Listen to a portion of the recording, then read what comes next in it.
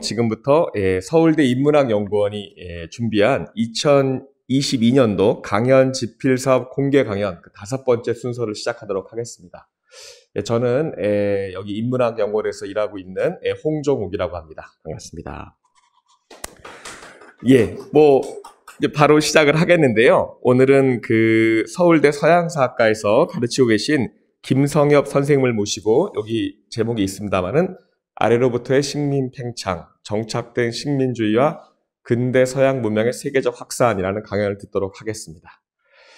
저도 한국 근현대사를 공부하는데 일본의 한국 통치, 식민 통치가 전공입니다. 그래서 제가 비록 사회자입니다만은 개인적으로도 오늘 그 강연해 주실 내용에 대해서 기대가 큰데요.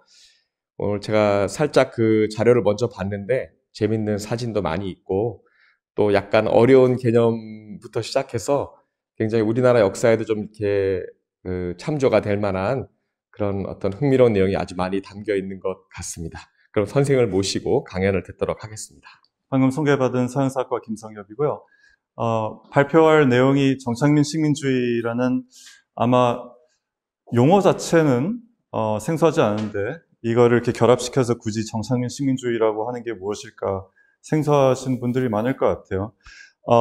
해외 학계에서 지난 한 세대 동안 활발히 논의되기 시작한 식민주의, 제국주의 관련돼서 다분히 좀 새로운 하나의 연구 경향이고 한국 학계는 아직 많이 이야기되지는 않고 있는 것 같아요. 그래서 제가 이제 발표를 하기로 한 거는 이거를 소개하려는 목적이 하나가 있고, 그런데 아무리 소개를 한다고 하더라도 제가 이게 좀 엄청 활발하게 이제 그 학계에서 논의가 되고 있고, Settler Colonial Studies라고 정착민 식민주의 연구라는 학술지도 따로 지금 활발히 한 10여 년째 운영되고 있고, 여러 학술지들에서 이 정착민 식민주의 관련된 특집호가 실리기도 하고, 연구서도 굉장히 많이 나오고 이제 그러고 있는 상황입니다. 그래서 이거를 다 섭렵하는 게 불가능할 정도예요. 제 나름의 시각에서 이 정착민 식민주의라는 개념을 도입을 함으로써 어떤 새로운 식민주의에 대해서 그리고 또 근대성에 대해서 그리고 미국, 호주, 남아프리카 이런 몇몇 국가, 지역의 역사들에 대해서 새롭게 생각할 수 있는 부분이 무엇일까? 제 나름대로 지금 파악한 것, 이걸 좀 말씀을 드리려고 합니다. 역사학자들은 일반적으로 굉장히 실증을 강조를 하면서 미시적으로 특정한 지역, 특정한 공간의 역사를 세부적으로 이제 들여다보는 거를 좋아하는 편이고, 저도 원래 주로 연구하는 건 그런 거예요. 18세기 북미를 주로 연구를 하고, 그 중에서 특히 뉴욕 지역의 범역사 이런 거를 주로 공부를 했었는데, 연구를 하다 보니까 이거를 미국의 역사로만 국한시켜서 보는 거에 대해서 회의감이 들었고, 그래서 이걸 좀 어떻게 확장시켜서 세계적인 역사적인 흐름 속에서 파악을 할 때 새롭게 보이는 것이 무엇일까라고 고민을 하다가 이 정착민 식민주의라는 개념을 알게 됐고, 그러면서 이제 다른 지역들의 역사하고 직접적으로 비교를 하고 연결시켜서 생각하는 거를 하고 있는데, 이게 사실 제 역량상 아마 앞으로 제 남은 커리어 동안, 평생 동안 하더라도 미처 다 공부하지 못할 내용입니다. 그럼에도 불구하고 굳이 그래도 이거를 제가 한번 공부를 하고 이렇게 소개를 하는 게 의미가 있다고 생각을 한 거는 아까 말씀드렸다시피 상대적으로 아직 이게 굉장히 흥미로운 개념인데 많이 이야기가 우리 학계에서는 안 되고 있는 것 같기도 하고, 그 다음에 이제 둘째로는 이걸 통해서 그 새로운 연구 경향, 인문학자로서의 연구 경향 이런 거를 모색할 수 있지 않을까라는 차원에서 역량이 안 되지만 그래도 최대한 이거를 공부를 해가지고 제가 주로 연구하는 분야에 접목시키려고 노력하는 이제 그런 일환의 작업으로 생각을 해주시면 좋겠습니다. Settler Colonialism, 정착민 식민주의라고 제가 번역을 하고 있는 건데, 이 번역어는 아직 굳어진 거는 아닌 것 같아요. 그런데 이전에 그래도 Settler Colonialism이 국내에서 번역된 학술서나 이런 게 한두 가지는 있는데, 거기서도 주로 이렇게 용어를 쓰고 있어서 저도 정착민 식민주의라고 표현을 하고 있습니다. 정착민 식민주의라는 개념이 아주 새로운 건 아니고, 길게 보면 사실 칼 마르크스 같은 사람들도 간접적으로 여기 대해서 얘기를 했어요. 일반적인 식민주의하고 조금 다른 형태의 식민주의로서 정착을 하려는 목적으로 벌어지는 식민 팽창, 이런 걸 가리키는 건데, 이런 게 있다는 거는 오래전부터 알고 있었죠. 정착민 식민주의 연구라고 따로 지난 한 20여 년간 활발히 되기 시작한 거는 패트릭 울프라는 이 호주의 역사인류학자가 특히 이제 굉장히 큰 역할을 했는데, 뭐 다른 연구도 많고 또 울프가 한 다른 뭐 중요한 얘기도 많지만은 일단 문구를 가지고 시작을 해보려고요. 정착 식민자들은 머무르기 위해서 온다. 그들이 침입하는 행위는 하나의 단발성 사건이 아니라 구조다. 그래서 단발성 사건이 아니라 구조다. 이게 오늘날의 정착민 식민주의 연구자들한테 하나의 모토처럼 받아들여지는 아주 중요한 접근인데요. 이게 의미하는 바가 무엇인지 이제 오늘 강연을 통해서 조금 더 이제 선명해지기를 제가 기대를 하는데, 일단 간단히 말씀을 드리자면은 지배를 위한 식민주의, 이게 우리한테 사실 한국의 역사적 경험 때문에도 우리한테 훨씬 더 익숙하죠. 그런 지배를 위한 식민주의랑 다르게 정착을 하려고 들어가는 거, 그걸 위해서 원주민들을 몰아내거나 멸절시키려고 하거나 원주민들의 땅과 자원을 수탈하려고 하는 것, 이런 식민주의가 이제 차이가 있다는 걸 알면서도 식민주의 연구에서 그다지 중점적으로 다루지 않아 온 큰 이유는 뭐 여러 가지가 있겠지만은 이게 정복이라는 하나의 과거의 사건을 통해서 일단락이 된 거다라는 식의 관념 때문이라고 볼 수 있겠습니다. 가령 미국 같은 경우에 18세기부터 영제국, 지금 17세기부터 영제국의 식민지들에서 많은 백인 정착민들이 들어오고 북미 원주민들을 몰아내기 시작했고, 이런 과정이 뭐 물론 19세기까지도 이어진다는 걸 사람들이 알긴 하지만은 역사적 추이는 향방은 이미 그때 거의 결정된 거다. 그래서 정복이라는 거에 대해서 원주민을 정복하는 어떤 한 세대 많아야 그런 과거의 어떤 사건을 통해서 이게 이미 그 지역은 유럽계 사람들이 들어오게 될 땅으로 북미가 또는 호주가 이미 결정됐다라는 식의 그런 전제를 깔고 그 이후에 들어와서 유럽계 정착민들이 국가를 만들고 민주주의를 펼치고 이제 이런 것들은 원주민을 몰아낸 그 식민 행위하고는 별개의 것으로 인식을 하는 경우가 많다는 거죠. 정착민 식민주의 연구자들은 바로 거기에 주목해서 그게 별개의 것이 아니다. 원주민을 몰아낸 일은 하루아침에 결코 벌어지는 일이 아니고, 정착민들은 계속해서 그게 자기들이 하루아침에 빨리 그들 몰아낸 일을 해냈고, 그 다음부터는 이제 유럽 문명을, 서양 문명을 다른 곳에 이식시켜서 펼친 과정이다라고 계속해서 얘기를 하려고 하고, 나중에 얘기하겠지만 또 자기들의 역사적 기억 속에서 그렇게 채색을 하려고 하는데, 실제 보면은 지금도 북미 식민지, 북미의 그 캐나다, 미국, 그리고 호주, 뉴질랜드 원주민들을 몰아냈다고 생각되는 그곳들에 사실 원주민들의 인구가 늘어나고 있는 곳들도 많고, 그들은 계속해서 그 사회 내에서, 그 공간에서 자기들의 입지를, 축소된 입지나마 유지를 하고 있습니다. 그리고 또 자기들의 권리를 위해서 이전보다 더 강하게 노력을 하고 있기도 하고요. 그러니까 그런 것만 봐도 뭐 인문학적인 사실 이제 그런 관점에서 얘기를 하자면은 아무리 군소 집단이나 또는 아무리 약자라고 하더라도, 역사적 약자라고 하더라도 그들의 사람의 존재를 지워버린다는 게 쉬운 일이 아니죠. 지워지지가 않습니다, 잘. 그러니까 그런 정신에 입각해서 원주민들을 몰아낸다는 일이 결코 손쉬운 일이 아니고, 그들의 땅을 빼앗고 거기에 새로운 사회를 건설하는 일은 이 정착민 사회, 정착민 국가들의 문화와 사상과 사람들의 태도, 그리고 사회 구조, 정치 구조, 법제, 이런 모든 것에 스며들게 마련이다. 계속되는 이제 그런 과정이다라는 차원에서 정착민 식민주의는 구조다라고 이제 표현을 한 겁니다.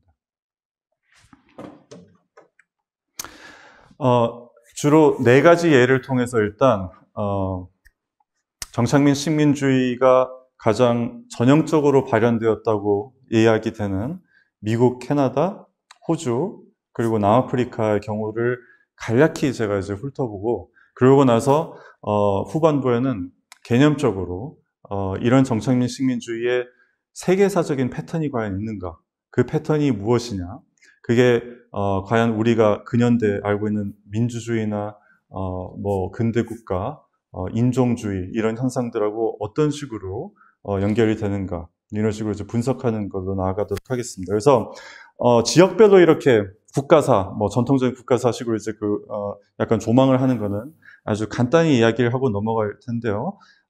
그 내용을 약간 좀 제가 중점적으로 이야기한 부분들을 기억을 해주시면은 나중에 이제 제가 그런 거를 사례로 삼아가지고 정착민 식민주의가 이런 패턴들을 보통 가진다.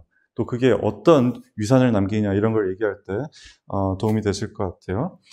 자, 일단 북미 이야기를 할게요. 캐나다와 미국이 될 지역에 관한 이야기를 먼저 말씀드리자면은 이게 18세기 중엽 정도의 미국 독립 뭐 한 세대 전 정도의 북미의 지도라고 할 수 있는데 보시다시피 가운데 굉장히 큰 지역이 프랑스 제국의 땅이었고 그 다음에 노란색 영제국의 땅 그리고 스페인 제국의 땅이 이제 상당히 많죠. 이 지도는 그리고 사실 유럽인들의 시각에서 보여주는 것뿐이고 실질적으로 유럽인들이 이 지역들을 지배를 하고 있었냐면 그렇지 않습니다. 대부분의 이 지역은 여전히 원주민들이 실효적으로 지배를 하고 있었어요. 그래서 이 시기의 상황은 17, 18세기 상황, 저 또한 18세기 중엽까지의 북미 내륙의 상황은 오늘날 역사학자들이 강조하기로는 굉장히 다원적인 공간이었다. 복수의 유럽 제국들, 그리고 또 그 제국 치하의 명목상 있지만 나름의 어젠다를 가지고 있는 이해관계를 추구하는 식민지 정부들, 그리고 또 개별 식민 정착민들, 그리고 복수의 원주민 집단들, 이들이 복잡하게 서로 외교를 벌이기도 하고 교역을 하고 갈등을 하고 경쟁하고 하는 그런 상황이었다라고 표현을 하고는. 그래서 이게 뭐 아주 다 평화적인 관계까지는 아니었지만은 이런 어느 한쪽으로 완전히 쏠리지 않은 한쪽이 다 집어삼키기 힘든 이제 그런 상황이 오랫동안 벌어지면서 이 복수의 정치체와 인구 집단들이 서로 어느 정도 상호 의존하고 공존하는 방법을 배워나갔다라고 오늘 학자들이 얘기를 하고 있습니다. 그러니까 영국계 정착민들이 처음 들어올 때부터 북미를 다 집어삼킬 거다라고 결정론적으로 바라보는 건 우리가 후대의 시선에서 잘못 생각하는 거라는 거죠. 물론 그런 일이 일어나긴 하는데 결코 그렇게 꼭 역사가 이미 결정된 게 아닌데 인위적인 행위, 특히 누가 그런 변화를 이끌어냈냐, 누가 결국 그 땅에서 원주민들이 몰아내지고 특히 영국계 사람들 중심의 문명이 펼쳐지도록 만들었냐. 이게 그냥 영제국 중앙에서 추진을 해서 벌어진 일은 결코 아닙니다. 주변부의 정착민들이 훨씬 더 주도적인 역할을 했다라고 오늘날 정착민 식민주의 연구자들은 강조를 하고 납니다. 영국계 정착민들이 조금씩 이제 그 북미 영제국 하에 식민지민으로 인해서 힘을 얻어나간 과정에서는 땅을 자기들이 얻어나가는데 주도적으로 역할을 하면서 그러면서 이제 자치권을 확대한 게 굉장히 커요. 물론 이제 거기에는 제도적인 기반 자체가 영제국의 편제가 지역의 의회, 특히 식민지들의 의회와 법원들이 상당한 정도로 자율적으로 돌아가도록 놔두는 그런 경향이 도움이 되는데 그런 경향인데 사실 영제국만이 아니라 근대 초의 대부분의 제국에서 발견되는 일입니다. 사법행정이 오늘날 우리가 생각한 것처럼 일원화되고 중앙화되기까지는 굉장히 오랜 시간이 걸렸어요. 제국을 운영한다는 것은 국가도 마찬가지입니다. 근대 국가를 운영한다는 것은 굉장히 많은 비용이 들어가는 일이거든요. 특히 사람들의 일상적인 경제 생활, 뭐 사법적인 생활 이런 것까지 다 개입을 하기에는 너무나 많이 비용이 들어가요. 그렇기 때문에 상당히 많은 것들이 지역 차원에서 돌아가기 마련이었고 북미 식민지는 거리상으로 떨어져 있기도 하니까 더더욱 그런 자율성이 부각이 됐었는데 그런 자율성을 추구하는 사람들 중에서도 가령 토지 투기꾼이라고 할 수 있는 사람들은 북미 식민지에 살면서 상당한 재력과 그리고 또 정치적인 영향력을 가지게 된 사람들, 그 사람들의 영향력은 때론 로비를 통해서 영제국 정부에까지 미치기도 하지만 식민지 정부들이, 식민지 사회들이 인구가 많아지면서 그 각각의 식민지 정부와 법원들, 토지 투기꾼들이 장악을 하는 경우가 많습니다. 그래서 토지 투기꾼들은, 근데 이 토지 투기꾼이 우리가 알만한 그런 18세기 말쯤 되면은 우리가 알만한 웬만한 건국의 아버지라고 불리는 조지 워싱턴, 벤저민 프랭클린 이런 사람들이 다 토지 투기꾼이었어요. 대표적인. 그래서 그들이 더 내륙에 가령 또 프랑스 제국이 원주민들하고 손잡고서 뭐 지배를 하고 있는 그런 영토에도 호시탐탐 기회를 엿보면서 조금 틈새가 보일 것 같다. 이게 궁극적으로 영제국 치하의 땅이 될 기미가 보인다 하면은 자기들이 먼저 거의 다 사적으로 그냥 가서 이제 사람을 보내가지고 토지 측량 같은 걸 시키고 그거를 인가를 받는데 누구한테 인가를 받느냐.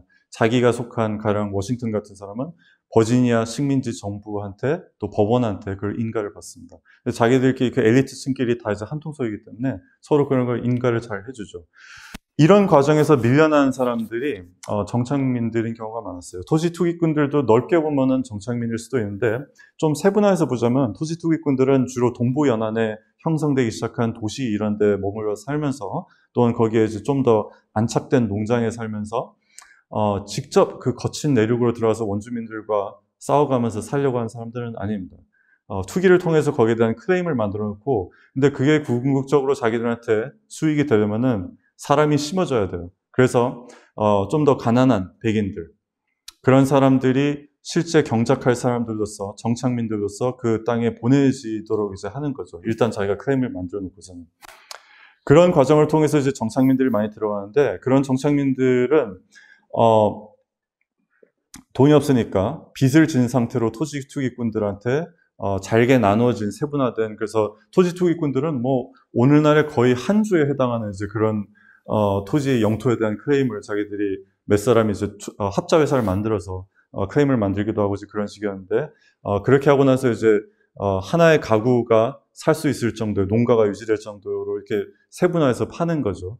근데 대부분의 정착민들이 그걸 살 돈이 없으니까 그 토지 투기한테 돈을 빌려서 모기지 형태로 앞으로 계속 갚아나가겠다 이런 식으로 그 땅에 들어가거나 아니면 직접적인 소장농이 되거나 그런 식으로 해서 들어가곤 했습니다.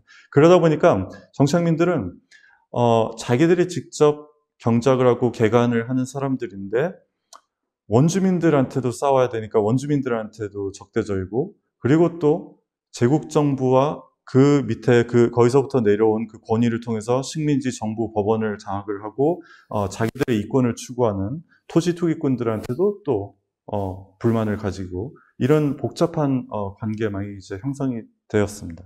그런 관계가 아주 폭발적인 갈등으로 이어지게 되는 게 이른바 18세기 중엽의 7년 전쟁이라고 하는 유럽의 대부분의 국가가 이제 다 연루가 되고 그리고 그 전쟁이 유럽 무대에서 벌어지만 북미, 인도, 뭐 서인도제도 여러 곳에서 벌어지는 대전이었는데 그 7년 전쟁에서 영제국이 어쨌든 승리를 한다.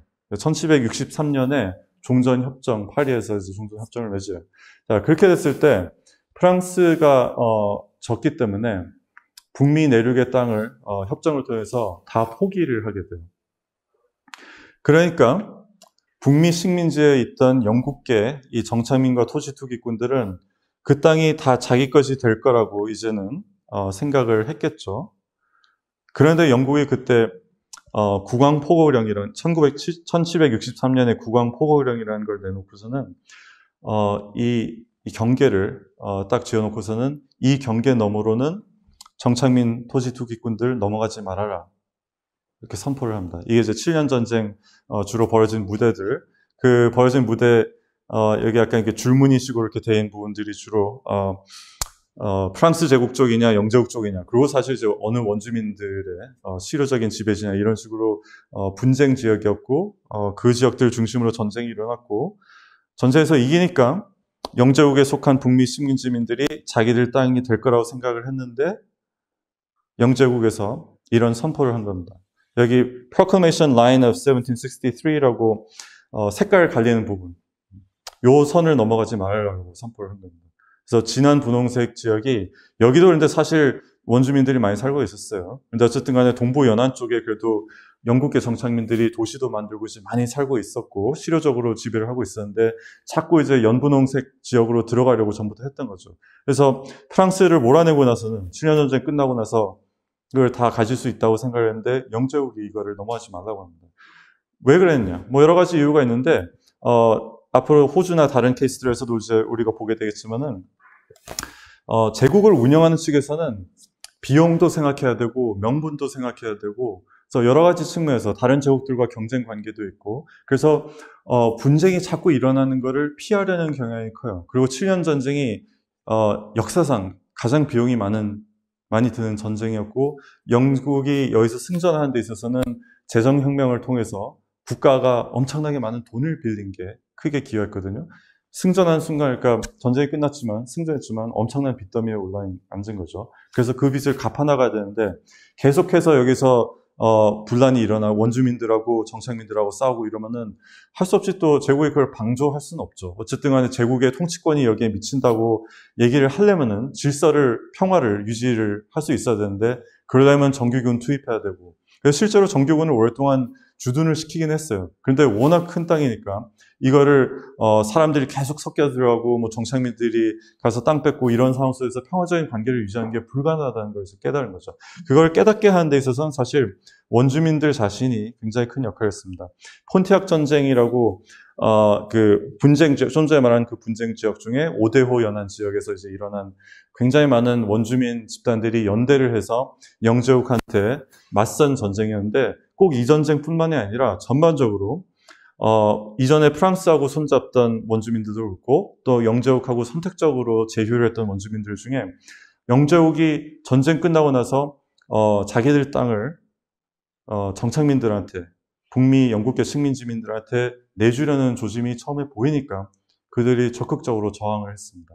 그러니까 전쟁을 불사할 생각이 아니면은 우리 땅에 들어올 수 없다는 것을 분명히 보여준 거죠. 그렇기 때문에 영제국에서는 안 되겠다라고 생각을 해서 저런 국왕 포고령을 내놓은 겁니다.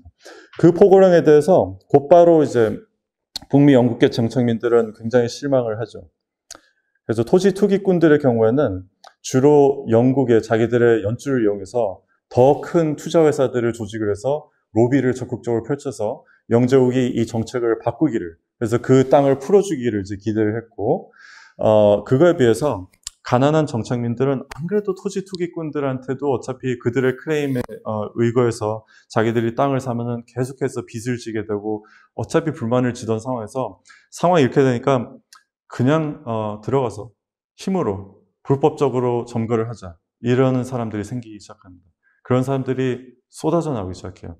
그래서 예를 들어서 팩스턴 봉이라고, 다 같은 해에 일어난 일이죠. 1763년에 아주 여러 가지 격변이 일어났는데 1763년 말 겨울에 펜실베니아 서부 내륙 지역에 아직 원주민들하고 접경 지역이었던 그곳에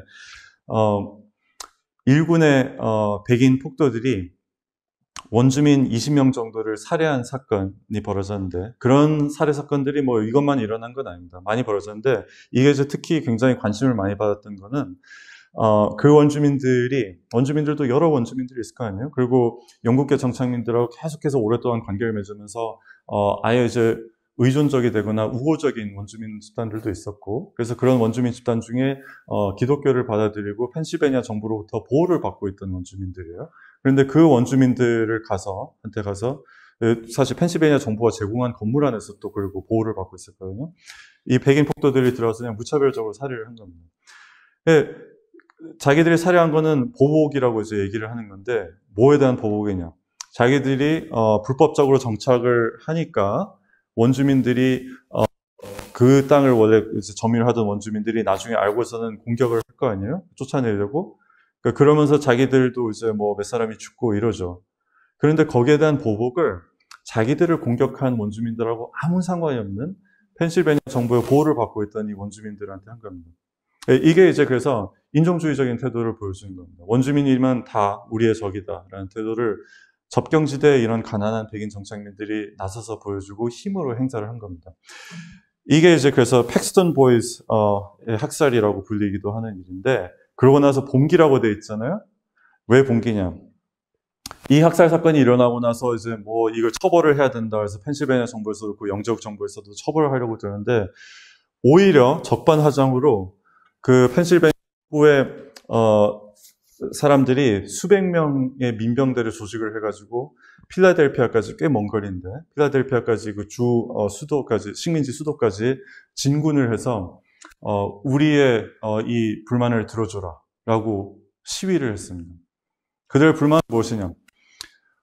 우리가 문명을 넓히기 위해서, 우리의 식민지에 또 영제국의 영지를 넓히기 위해서 직접 나서서 그 야만적인 땅에 가서 또 야만적인 사람들과 싸워가면서 우리가 이렇게 수고를 해서 개간을 하고 있는데 우리 식민지 정부 그리고 제국 정부는 우리를 도와주긴커녕 과세만 하고 또 원주민들을 몰아내는데 적극적으로 도와주는 게 아니라 오히려 원주민들하고 평화적인 관계를 맺기 위해서 외교를 자꾸 펼치려고 하고 원주민들과 뭐 선물을 주고받고 이런 교역을 자꾸 하려고 하고 이거는 신민을 배반하는 잘못된 정부다라는 겁니다.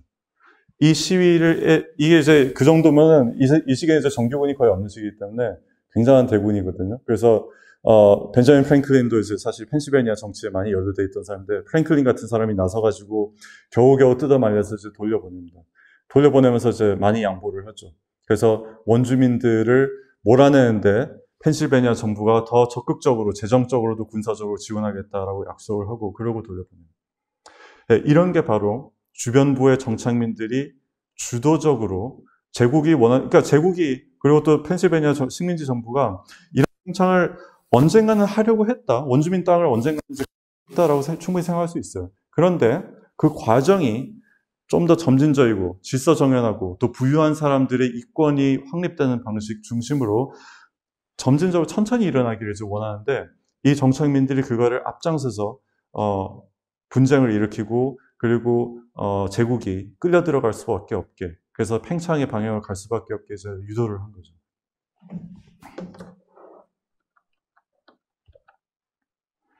그리고 덧붙여서 이런 일들이 일어나 그리고 뭐 그 외에도 펜실베니아뿐만 아니라 여러 지역 그 접경지들에서 비슷한 일들이 계속 벌어지면서 영적에서 사실상 내륙 통치를 이제 포기를 해버립니다. 이건 뭐 우리가 손댈 수 없다. 그래서 미국이 이제 공식적으로 독립선언을 하고 독립전쟁이 시작된 게 1776년이잖아요. 그거에 한 10년 앞서서 사실상 내륙에서 이미 영제국의 질서를 와해시켰다.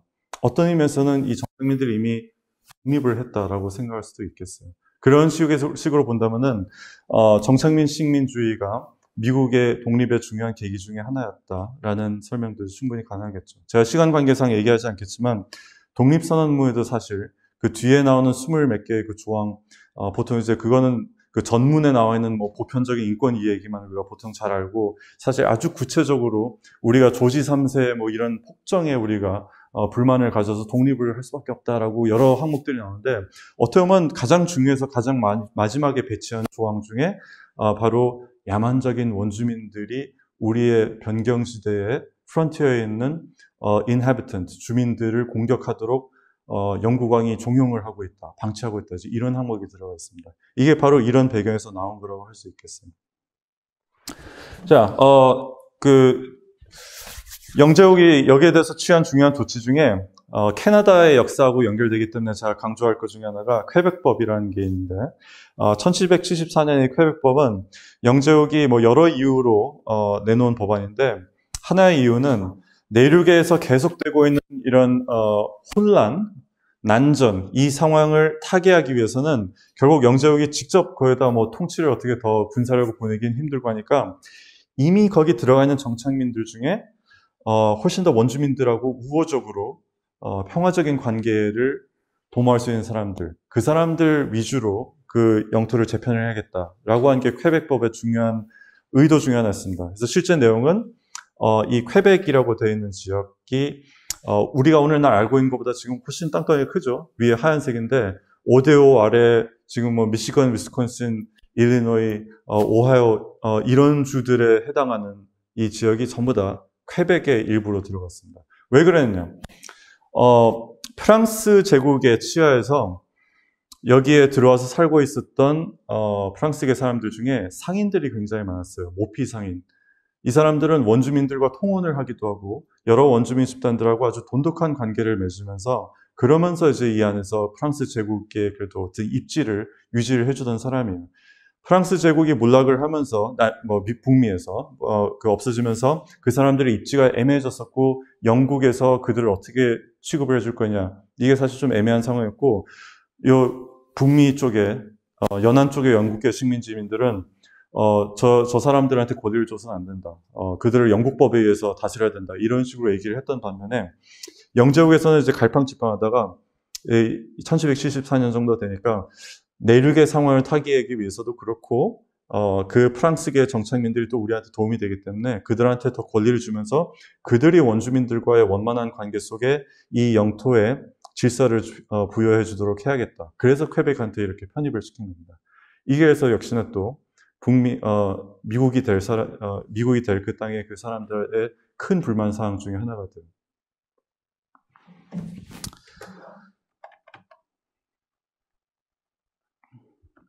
자, 그래서 전쟁이 끝나고 나서 영토가 이렇게 바뀌게 되는데요. 이것도 사실 뭐 아주 처음부터 이렇게 될 거라고 정해져 있었던 건 아닙니다. 근데 그 프랑스하고 스페인이 미국 독립전쟁에서 미국 편에서 서서 상당한 도움을 줬고, 그래서 영국한테 승전하는데 큰 도움을 줬는데, 미국 쪽에, 이 신생 독립국의 미국 쪽의 외교관들이 의도적으로 프랑스하고 스페인을 약간 배신을 하고서는 몰래 영국하고만 협상을 해서 엄청난 땅덩어리에 대한 영토권을 획득을 하게 돼요. 이제 그건 사실은 영조 입장에서 보기에는 이 신생 독립국이 뭐 얼마나 힘이 있을까, 과연 생존할까라는 의구심을 가지면서 역시나 오히려 프랑스 제국하고 스페인 제국이 다시 북미를 비롯한 이 지역을 집어삼킬 거를 염려를 해서 오히려 그 견제한 차원에서 그냥 미국한테 이 땅을 다 주는 게 더 낫겠다라고 생각을 한 겁니다. 그러면서 영제국하고 사실 계속 제휴관계에 있었던, 그래서 미국 독립전쟁 과정에서 미국 상대로 싸우기도 했던 그런 이 내륙의 많은 원주민들을 그냥 한 방에 배신을 해버리죠. 자, 어쨌든 저 진한 노란색 지역, 저게 바로 이제 그 분쟁 지역이었는데 그거를 미국이 다 가지게 된 겁니다. 갑자기. 근데 거기에 여전히 남아있는 원주민들은 계속해서 격렬하게 저항을 하고 이전보다도 오히려 더 새로운 어떤 정치적인 큰 결합들을 만들어서 미국이 쉽게 정복하지 못하게 하는 그런 상황이 벌어져요. 그런 가운데서 일단 새로운 미국 연방의 정치 지도자들이 그 영토에 대해서 어떻게 앞으로 우리 것으로 만들어 나갈 것인가 청사진을 만드는데, 이게 이제 그 북서부 조례라고 하는 건데요. 1787년 Northwest Ordinance. 이걸 통해서 굉장히 중요한 획기적인 영토 체제를 만들었다고 할 수 있습니다. 이게 미국 연방제의 근간인데, 미국 연방제의 특징이 원래 13개의 식민지가 13개의 독립국으로 사실상 개별적으로 독립을 하면서 함께 연방을 만드는 것 정도. 이게 이제 사실 독립 때 많은 사람들이 생각을 하던 거였는데, 여기에 덧붙여서 이런 더 많은 땅덩어리가 이제 생긴 거에 대해서 거기에 각각의 새로운 주들이 만들어지고 기존의 13개 주하고 동격의 지위를 가지면서 연방에 편입된 시스템을 만들자. 이게 1787년의 북서부 조례입니다. 사실 그렇게 될 거라고 처음에 생각하지 않는 사람들이 훨씬 더 많았어요. 그 토지 투기꾼 같은 사람들이 다 내륙에 가령 버지니아, 뭐 펜실베니아 다 내륙까지 쭉 다 자기 땅이라고 원래 우겼거든요. 그러다가 이제 원주민들의 저항을 자기들 개별적인 정부의 힘으로 복속시키기 힘들고 뭐 이런 상황들 때문에, 그리고 서로 이제 분쟁이 해결이 잘 안 되니까 연방한테 넘기는 식으로 이제 일단락이 된 겁니다. 근데 연방이 이제 그 땅을 어떻게 하느냐에 대해서 이런 식으로 신생주를 만들어내는 기준을 만든 겁니다. 그래서 인구가 일정 수에 도달을 하면은, 그리고 또 일정 기간 시설을 갖추면은 그 영토에 들어간 주민들이 신청을 하면은 연방정부 의회한테 신청을 하면은 연방의회가 심의를 해서 신생주로 받아줄 수 있다. 이게 이제 미국의 연방제이면서 계속해서 팽창해 나가는 연방제. 그리고 그 연방제가 있는데 기존에 원래 있던 그 지역들의 엘리트들이 지배를 하는 방식이 아니라 새로 신생주가 된 곳들의 사람들이 이론상 동일한 권리를 가질 수 있게 할 수 있는 자기 지역 기반으로 그런 시스템을 만든 거예요. 왜 엘리트들이 그런 시스템을 만들었냐? 대부분의 토지 투기꾼들은 사실 그러지 않기를 원했어요. 근데 정착민들이 실제로 계속해서 저항을 하고, 그렇게 안 하면은 자기들이 굳이 수고를 해서 그 땅에 들어가지 않겠다라고 하니까. 그러니까 저 땅들이 미국 땅이 되려면은 사람이 들어가야 되는 거잖아요. 미국계 사람들이 들어가서 원주민들과 싸워가면서 거기다 정착을 해야 되는데, 그걸 이제 부유한 엘리트들은 자기는 직접 하기는 싫은 거죠. 그러니까 가난한 정착민들한테 의존할 수밖에 없고, 그러니까 그들한테 인센티브 차원에서 이렇게 자치권이 좀 더 보장되는 그런 식의 팽창되는 연방제를 구성을 한 겁니다. 물론 이제 이건 엘리트들이 기획한 거여서 굉장히 질서 정연한 방식이었는데 실제로 나중에 보겠지만 그렇게까지 질서 정연하게 돌아가지는 않았어요.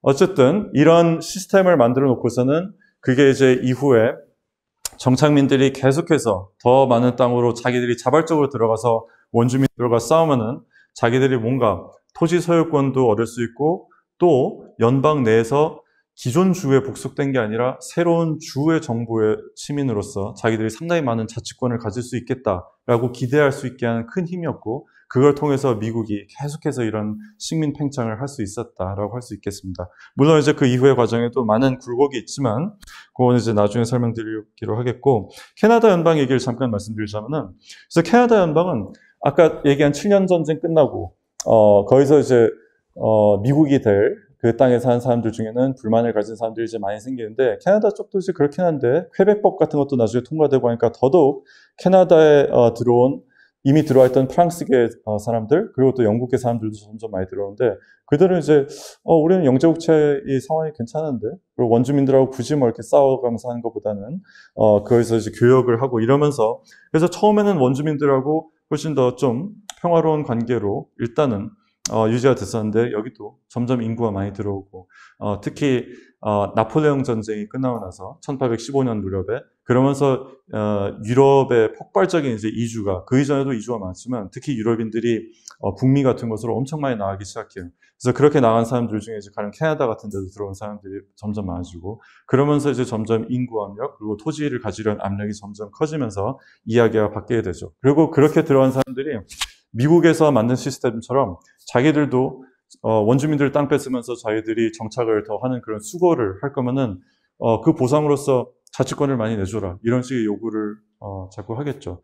그래서 크게 보면은 그런 원리에 의해서 이 캐나다의 연방에 나중에 들어가게 될 처음에 이제 몇 개의 식민지인데 퀘벡이랑 뉴브런스윅 이제 이런 식민지들인데 그 식민지들이 점점 많은 자치권을 영제국으로부터 양보를 받아요. 영제에서는 양보를 하는데 여러 가지 이유가 있는데 뭐 아주 큰 이유 중에 하나는 사실 미국 독립혁명을 겪었기 때문에 잘못하다가 저렇게 아예 분리 독립해서 떨어져 나가게 되니까 그러기 전에 어느 정도 양보를 해서 그 정착민들이 원하는 거를 내주자. 그래서 이른바 responsible government라고 영국에서 부르는 이제 그런 체제가 도입되기 시작을 합니다.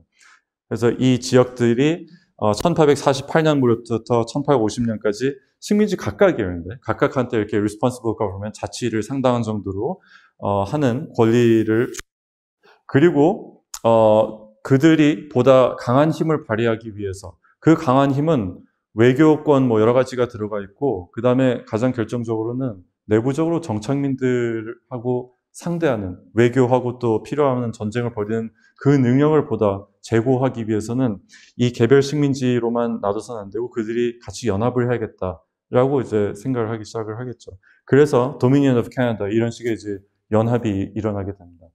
그래서 이런 식으로 연방이 구성되는 방식이 밑에서부터 정치체가 정착민들의 자치권이 보장되는 정치체가 형성이 되고 그들이 필요해서 이렇게 연방을 구성하고 그래서 제한적으로 가령 원주민들을 상대하는 데 있어서 좀 더 큰 힘을 발휘할 수 있게 만드는 것. 이런 체제가 미국하고 비슷하게 그 점에서 형성됐다고 할 수 있겠어요. 비록 영제국 치하지만.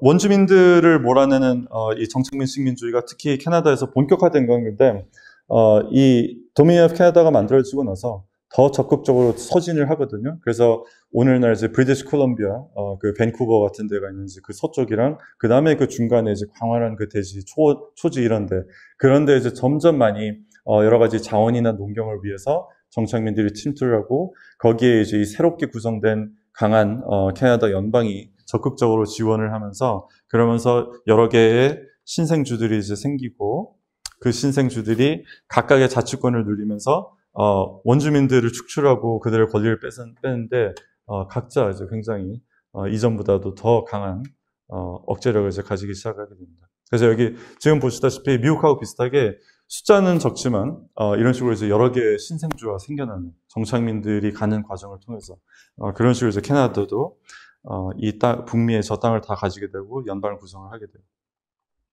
호주 이야기를 잠깐 넘어가도록 하겠습니다. 호주가 정착민 식민주의 연구에서 가장 많이 연구하는 지역 중에 하나예요. 오늘날 이 정착민 식민주의 연구 주도한 사람들 중에 호주 학자들이 굉장히 많습니다. 이 호주학자들이 근데 그 정착민 식민주의라는 걸 통해서 사실은 영제국의 본질, 그리고 19세기, 긴 19세기, 제국과 식민주의 시대의 그 어떤 본질적인 서양 근대성이 확장된 과정에 대해서 새롭게 보여주는 시각을 제시를 할 수 있다라고 이제 주장을 하는 거고, 저는 그게 꽤 설득력이 있다고 생각을 해요. 호주의 경험에서 이제 일단 특징적인 거는 원주민과의 관계에서 봤을 때, 처음에 이제 들어갈 때 이거를 무주지로 취급을 했다라는 특징이 있어요.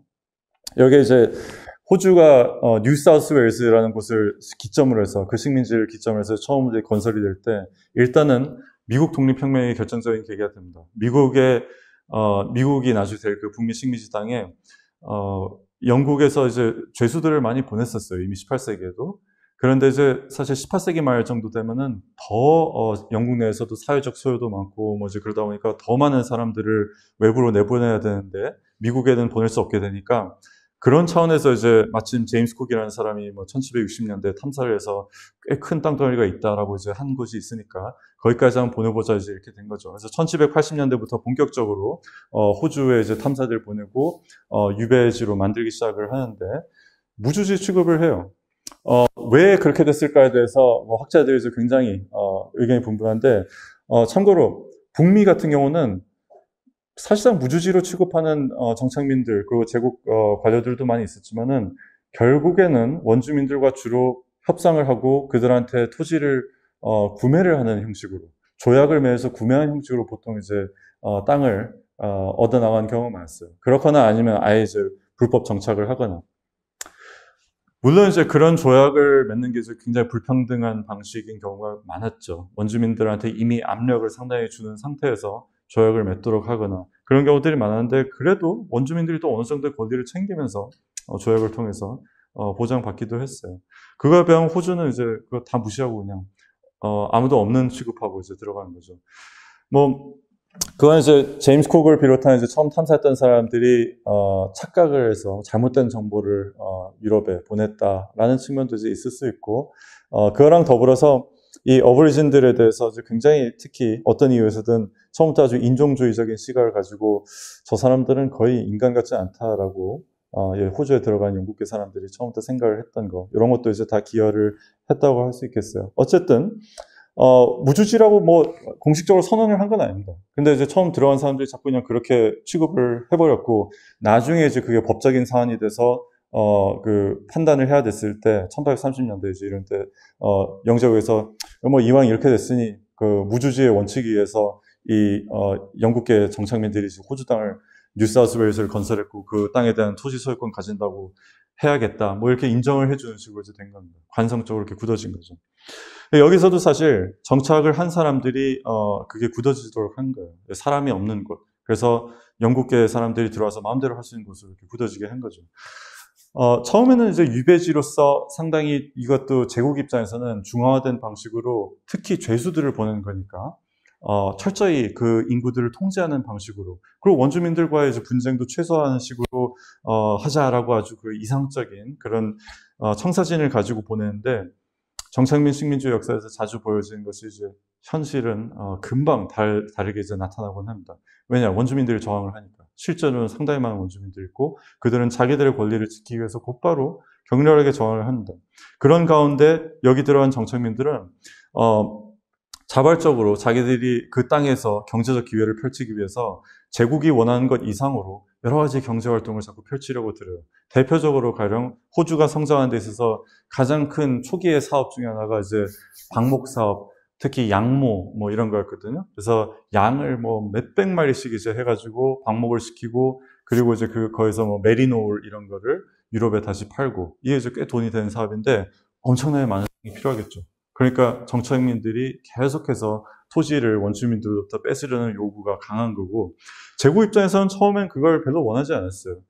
가령 죄수들이 이제 거기 가서 노동을 해야 되는데, 그 죄수들이니까 특히 통제를 위해서 그들이 뻗어나가지 않고 타운, 마을, 도시 중심으로 통제를 받으면서 집중해서 이제 거기서 노동력으로 살기를 원하는데, 그걸 어기고 죄수들이 자꾸 이제 외부로 뻗어나가서 방목 뭐 이런 사업에 뛰어들기도 하고, 또는 본인들이 직접 안 하더라도 그들을 고용하는 돈을 약간 가진 이런 사람들이 저 죄수들을 고용을 해서 방목을 하면서 상당한 돈을 벌 수 있겠다. 이러면서 제국에서는 원하지 않는 방식으로 자꾸 이제 뻗어나가는 거죠.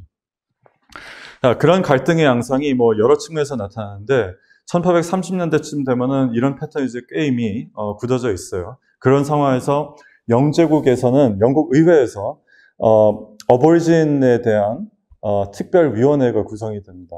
그래서 그 특별위원회에서 보고서를 내는데 꽤 유명한 보고서예요. 그 보고서에 원주민들을 훨씬 더 인도적으로 보호를 해야 된다. 지금 우리가 이런 식으로 이제 무분별하게 팽창하고 그들을 공격하는 게 이제 잘못됐다. 뭐 이런 이야기를 해요. 그러면서 원주민 보호 관료, 어버이진 프로텍터 뭐 이런 사람들을 직책을 만들어서 이제 파견을 하기도 하고 실질적으로는 그런데 그게 뭐 얼마나 실효가 있었느냐? 큰 실효 없었죠. 그렇지만 어쨌든 간에 영제국에서 이런 식의 이제 움직임이 나온 것 자체는 역사적으로 아무 의미가 없지는 않습니다. 왜냐면은 영제국에서는 이 시기에 이제 다른 제국과의 경쟁도 있고 또 영국이 재해권이나 이런 거를 비롯해서 엄청나게 이제 세계적인 패권을 만들어 나가고 있던 상황이거든요. 그 상황에서 그 다음에 노예제 폐지에 앞장서고 1834년에 부터 이제 실효화된 영제국 내에서의 노예제 폐지 이거를 앞세워서고서 사실 우리는 도덕적인 제국이다. 이런 거를 이제 굉장히 강조를 하던 상황이기 때문에 그래서 사실 이제 그 해방된 노예들을 보호하는 특별한 관료들을 만들어서 이제 자메이카 같은 데 파견하고 이러고 있던 거에 비슷한 선상에서 우리는 인도주의적인 제국이다. 이런 것 때문에 이제 이런 원주민들에 대해서도 보다 인도적으로 대해야 된다. 이런 얘기가 나온 거죠. 물론 이제 제국에서 정말 원주민들의 권리를 얼마나 보호를 하고 싶어 했느냐. 실질적인 문제로 닥쳤을 때 결국에는 그 더 많은 땅을 정착민들이 가지고 그들이 또 영제국과 교육도 하고 영제국에 일단은 명목상으로 신민으로서 충성하는 게 제국의 힘이 뻗치는데 훨씬 더 도움이 되잖아요. 그래서 궁극적으로는 그 방향으로 끌려가요. 그렇지만 일단 이런 선포를 하는 거는 어쨌든 간에 영제국에서는 우리는 도덕적인 이런 통치를 한다라는 그런 이념화를 하는 데서 굉장히 중요한 포지셔닝이 되고 그리고 아무리 이제 그게 그냥 명분만 챙기려고 한 거라고 하더라도 약간은 뭔가 보여줘야 될 거 아니에요? 그래서 그 보여주려고 한 것 중에 가령 1838년에 이제 유명한 미어 크리크라는 곳에서 뉴사우스웨일즈의 북서부 당시에서 뉴사우스웨일즈 식민지에서는 변경지대에 해당하는 그런 곳에 백인 폭도들이 여기서도 이제 정규군이 아니라 백인 정착민 폭도들이 뭐 한 30여 명의 최소한 그 원주민들을 무차별 살해한 여성과 아동들 포함해서 이제 그런 사건이 벌어졌을 때 이 영제국 정부에서 직접 굉장히 큰 스캔들이니까 얘기가 많이 되고 하니까 여기저기 보도되고 하니까 그런 그 조사관 파견하고 이래가지고 호주 법원에서 이건 철저히 하도록 해가지고 실제로 그 백인 폭도 중에 7명을 교수형에 처형합니다. 이런 그 호주뿐만 아니라 다른 곳에 이제 그 정착민 식민지 역사에서도 거의 없는 일이에요. 그런데 어쨌든 간에 요 시기에 이제 제국이 이런 거를 했다는 거는 그래도 제국이 원주민을 대하는 데 있어서 어느 정도는 약간은 억제를 하면서 제한된 방식으로 하겠다라는 의지를 보인 거라면은 정착민들은 바로 이런 거에 대해서 이제 받아들이지 않습니다. 원주민들과 싸워가면서 필요하면은 우리가 거기에다가 농지, 목축지를 이제 넓히는 거는 우리의 권리다라고 계속 주장을 해요. 그렇기 때문에 이게 이제 정착민 식민주의 중요한 특질 중에 하나인데 정착민들은 원주민들과 앞장서 싸운 과정을 통해서 제국을 상대로도 필요시 제국한테 이제 반발을 해가면서 자기들 권리를 아래에서부터 더 챙겨나가려고 합니다. 그런 존재들 중에 이제 호주의 아주 특질적인 그 부시랭어 뭐 이제 이런 존재가 있는데 부시랭어라는 사람들은 뭐냐면은 일종의 도적대 같은 사람들이에요. 뭐 죄수 출신 이런 사람들도 많고 아주 그 무질서하게 변경지대에 이제 들어가가지고 거기서 요 그림에는 유한 이제 백인들을 한테 이제 뭘 도적질을 하는 모습이죠. 근데 백인들 상대로도 그렇고 원주민들 상대로도 가장 변경지대에 앞서서 나가서 그 분란을 일으키고 땅을 뺏으려 들고 하는 아주 그런 거친 정착민들의 전형인데 이런 부시랭어들이 호주 사회의 한편에서는 저런 무법적인 폭도들은 우리의 모습이 아니다라고 하지만 또 한편에서는 그런 부슈랭어들의 활동이 계속해서 사실은 어쨌든 간에 땅을 넓히는데 원주민들을 복속시키는 데 도움이 되고 그거에 대해서 결국에는 그 결과물은 수용을 하는 식으로 그러면서 호주가 이제 계속 뻗어나가게 돼요. 하얀 호주를 향해서 그래서 이미 그런 패턴이 어느 정도 19세기 초에도 벌써 만들어진 거고 1830년대부터 새로운 또 식민지들이 더 생겨나요. 캐나다 북미에서 일어난 것과 미국에서 일어난 것과 마찬가지로 정착민들이 들어가면서 여기서도 우리가 근데 이것도 이제 그러니까 기존의 뉴사우스웨일스에서 그냥 뻗어나온 걸 수 있고 뉴사우스웨일스 같은 데서도 기득권층이 자기들이 그 땅에 대한 권리를 가지려고 합니다. 그런데 거기에 들어간 사람들이 우리는 그 밑에 있기 싫다. 우리의 자치권을 가지고 싶다. 그렇기 때문에 개별적인 주로 이렇게 탄생을 한 거예요. 그래서 이런 주들이 새로 생겨나고 그리고 긴 과정을 거쳐서 여기서도 그리고 이제 일단 responsible government라서 영지국과의 협상을 통해서 하나둘씩 자치권을 얻어나가요.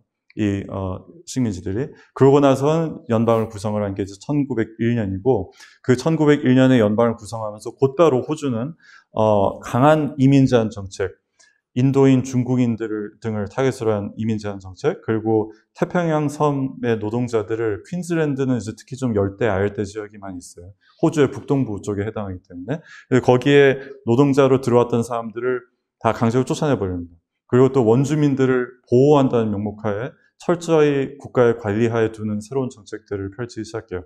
그 정책들에 대해서 나중에 이제 좀 더 살펴보게 될 텐데, 어쨌든, 이게 이제 보여주는 거는 긴 이런 과정을 통해서, 궁극적으로 백인 정착민이 중심이 되는 사회를 구성을 했는데, 그게 하루아침에 이루어진 게 아니고, 또 위로부터 또는 이론화된 어떤 방식을 통해서 된 게 아니라, 밑에서부터 조금씩 이런 주를 만들어 나가는, 그리고 새로운 정치를 펼치려는 자기들의 자주적인 권리를 행사하려고 하는 정착민들에 의해서 밑에서 조금씩 만들어진 결과물이라는 겁니다. 남아프리카. 남아프리카는 조금 다르긴 한데 가장 결정적인 차이는 백인 인구가 다수를 결코 차지하지 못했다는 거. 백인 인구가 이제 가장 많아졌던 시기에도 백인 인구가 뭐 가령 남아프리카 공화국이 됐을 때 15% 이 정도 수준이었던 걸로 알려져 있어요. 그런데도 불구하고 이걸 정착민 식민주의라고 볼 수 있냐에 대해서 뭐 여전히 논쟁이 있습니다. 지배형 식민지로 봐야 되지 않느냐. 근데 정착민 식민주의로 볼 수 있는 이유를 일단 그 역사를 통해서 이제 간단히 살펴보자면은 처음에 이게 유럽계 정착민이 유럽계 식민지가 되기 시작하는 데 있어서는 네덜란드령 동인도 회사, 그리고 영국도 이제 비슷한 식으로 이제 교역을 펼치면서 거점을 마련을 하려고 한 게 이제 계기가 됐고, 그래서 17세기 중엽에 네덜란드령 동인도 회사에서 먼저, 케이프 콜로니라는 걸 이제, 케이프 콜로니 표시가 되는 걸 이제 먼저 만들어요. 근데 거기에다가 이제 상인들이 주로 이제 거기 머무르고 이러게 하려고 했는데, 그러다 보니까 이제 뭐, 식량이 있어야 될 거 아니에요? 그래서, 거기 원주민들과 아프리카인들과 원만한 관계를 통해서 이제 그 식량을 공수하고 이러려고 생각을 했는데 역시나 그 원주민들이 저항을 하니까 그러니까 이제 그 다음부터 저들을 북속을 시켜야겠다. 그래서 처음엔 군사적으로 정복을 하기도 하지만 계속해서 그렇게 투입하는 게 이제 어려우니까 정주에서 살 사람들, 그래서 원주민들과 싸워가면서 계속해서 유럽계의 그 영지를 넓히려고 하는 사람들을 도입을 할 필요성이 이제 생기기 시작하는 거죠. 그래서 이제 네덜란드계 사람들을 중심으로 해서 뭐 영국계 이제 여러 그런 유럽계 사람들이 자꾸 여기 들어오기 시작하면서 그들이 또 새로운 경제적 기회를 발견을 하려고 해요. 그래서 여기서도 또 목축업이 처음에, 나중에 농경도 커지지만 목축업, 양 방목 그리고 또 소를 이제 또 방목해서 거기서 나온 이제 정육업 뭐 이런 거 그런 걸 통해서 이제 사업이 되니까 점점 많은 이제 그런 정착민들, 이 사람들 그러니까 관료나 상인이나 이런 것도 들어온 사람들이 아니라 정착을 하러 들어온 사람들이 점점 많아지기 시작해요. 이런 양상이 이제 18세기 넘어가면서 계속되다 보니까 영국이 이제는 우리가 이제 가져도 되겠는데 쉽게 말해서 그러면서 이제 영국이 케이프 콜로니라고 자기들의 이제 식민지를 만든 겁니다. 그 과정에서 케이프 콜로니가 넓어지면서 많은 아프리카 원주민 집단들하고 부딪히게 되는데요. 그 원주민 집단들 중에 이제 가령 뭐 제일 먼저 맞닥뜨린 코이코이라고 하는 집단, 그리고 약간 북쪽으로 이제 북진을 하면서 맞닥뜨렸고, 동쪽에 아마호사, 그 다음에 더 북동쪽으로 가면 이제 나중에 나탈 식민지가 생기는 줄루족 들어보셨죠? 아마줄루 사람들. 이런 여러 원주민들과 부딪히는데, 이게 정착민 식민주의라고 부를 수 있는 이유가 여기서 일단 한 가지 나옵니다. 이 사람들 중에 일부를 직접적으로 노동력을 착취를 하기도 하고 또 지배를 하려고 들기도 해요. 그런데 더 중요하게는 몰아내려고 합니다. 특히 산 부족 같은 경우들은 굉장히 다른 북미 원주민들이 소멸되는 것과 마찬가지로 숫자도 이제 굉장히 줄어들고 힘이 약화돼요. 정착민들이 주도해서 자꾸 그들의 땅을 뺏고 내몰았기 때문입니다. 그리고 실제로 나중에 남아프리카에서 여전히 굉장히 아프리카인들이 많이 이제 여전히 노동자로 그리고 열등한 시민으로 이제 살긴 하지만은 그들이 아프리칸이라고 해서 다 똑같은 아프리칸인을 거기에 계속 있었다고 생각하면 이제 오해입니다. 유럽인들이 정착민들이 들어와서 자꾸 땅을 뺏으려고 하는 그 과정을 통해서 어느 원주민들은 굉장히 숫자가 줄고 거의 다 없어지거나 하기도 하고 다른 땅으로 아예 몰려나가기도 하고 그러면서 또 전혀 다른 지역의 아프리카인들 가령 뭐 모잠비크 같은 데서 심지어 노예로 또 강제 노동력으로 계약 노동력으로 또 공수가 되오기도 하고 그래서 엄청나게 많은 인구 이동을 야기를 하면서 그러면서 이 식민지들이 팽창을 한 거예요. 그거는 지배형 식민지에서도 나타나기도 하지만 특히 이게 정착민들이 들어가서 자기들의 입지를 넓히는 과정에서 이러한 일을 할 수 있겠습니다. 이 정착민들의 주도로 정치체가 구성된 과정을 그중에 이제 아주 흥미로운 양상을 한 가지 살펴보겠는데요. 대장정이라고 하는 거 그리고 아프리카너라는 존재 들어보신 분들 있을 텐데 아프리카너라는 정체성을 가진 사람들이 어떻게 생겼느냐 주로 네덜란드계 식민지민들인데 이들이 일단 케이프 콜로니에 주로 계속 살고 있었어요. 그래서 여기는 몇 세대에 걸쳐서 이미 여기 살고 있었던 사람들이 이젠 많습니다. 이런 사람들은 정말 유럽인의 정체성도 가지면서 자기는 이 아프리카 땅의 사람이라는 그런 정착민의 새로운 그런 정체성을 가지기 시작한 사람들이죠. 자, 그 사람들을 영제국에서는 이제 한편으로 식민으로서 만들어서 계속해서 같이 살려고 하기도 했는데 그게 이제 자꾸 이제 분란이 일어나는 이유 중에 여러 가지가 있는데 케이프 콜로니가 확장이 되고 다른 원주민들과 싸우는 과정에서 역시나 또 제국 입장에서는 이게 돈이 많이 들고 또 명분도 안 서니까 가령 이 분홍색 지역이 주로 아마호사 뭐 이런 사람들이랑 싸운 지역인데 영제국에서 처음엔 여기 군사력을 투입을 해서 확장을 해요. 확장을 했다가 1830년대 다시 이제 철수를 합니다. 웬만큼 이제 진압을 하고 나서 그 철수를 한 게 이제 가령 영제국에서 가령 아까 얘기한 것처럼 뭐 1763년에 국왕 포gro를 통해서 프랑스한테 그 많은 땅을 뺏었는데 결국엔 다시 원주민들한테 주다시피 하는 거 그런 거랑 비슷하게 이 현지의 정착민들 중에 특히 네덜란드의 정착민들한테 굉장히 큰 불만을 삽니다. 우리가 지금 방목도 하고 이러기 때문에 더 많은 땅이 필요해서 마침 이렇게 승전을 해서 몰아내서 땅이 생겼는데 그걸 다시 평화적인 관계를 위해서 원주민들한테 돌려주다니 분노를 하는 거죠. 그랑 더불어서 노동력으로서 원주민들을 더 이제 권리를 뺏고 복속시키고 그들의 땅에부터 몰아내고 마치 이제 네이티브 포레너라는 표현도 이제 나중에 쓰는데요. 원주민이지만 마치 이방인 취급을 받는 사람들로 뿌리가 없는 사람들을 근거가 없는 사람들을 만들어서 손쉽게 노동자를 이제 복속시키려는 거죠. 근데 영국계 식민지민들도 그걸 했지만 어떻게 보면 이제 네덜란드계 정착민들이 이전부터 그런 걸 해왔기 때문에 훨씬 더 효과적으로 이제 그런 아프리카인들을 노동력으로 노예나 다름없게 부리곤 했는데 아까 얘기한 것처럼 영제국이 1830년대 특히 노예 해방 이런 거랑 더불어서 제국으로서의 도덕적 제국으로서 인도적인 명분 때문에 그런 거를 이제 자꾸 처단을 하려고 해요. 노예제 금지를 여기서도 이제 도입을 하고 그러니까 이게 또 이 네덜란드의 정착민들한테 제국의 정책이 우리가 원주민들 마음대로 땅을 뺏고 또 그들을 노동력으로 사용하고 싶은데 제국의 마음대로 그걸 못하게 한다. 그래서 일군회라기보다는 그 네덜란드계 정착민들 중에 상당수가 북진을 합니다. 여기서 영제국 치하에서 못 살겠다. 그래서 이게 남아프리카 역사 적어도 1990년대까지 초까지는 굉장히 가장 애국적인 어떤 중요한 에피소드로 이야기됐던 대장정인데요. 자기들의 자유와 권리를 찾기 위해서 내륙으로 스스로 이제 치고 들어간 거죠.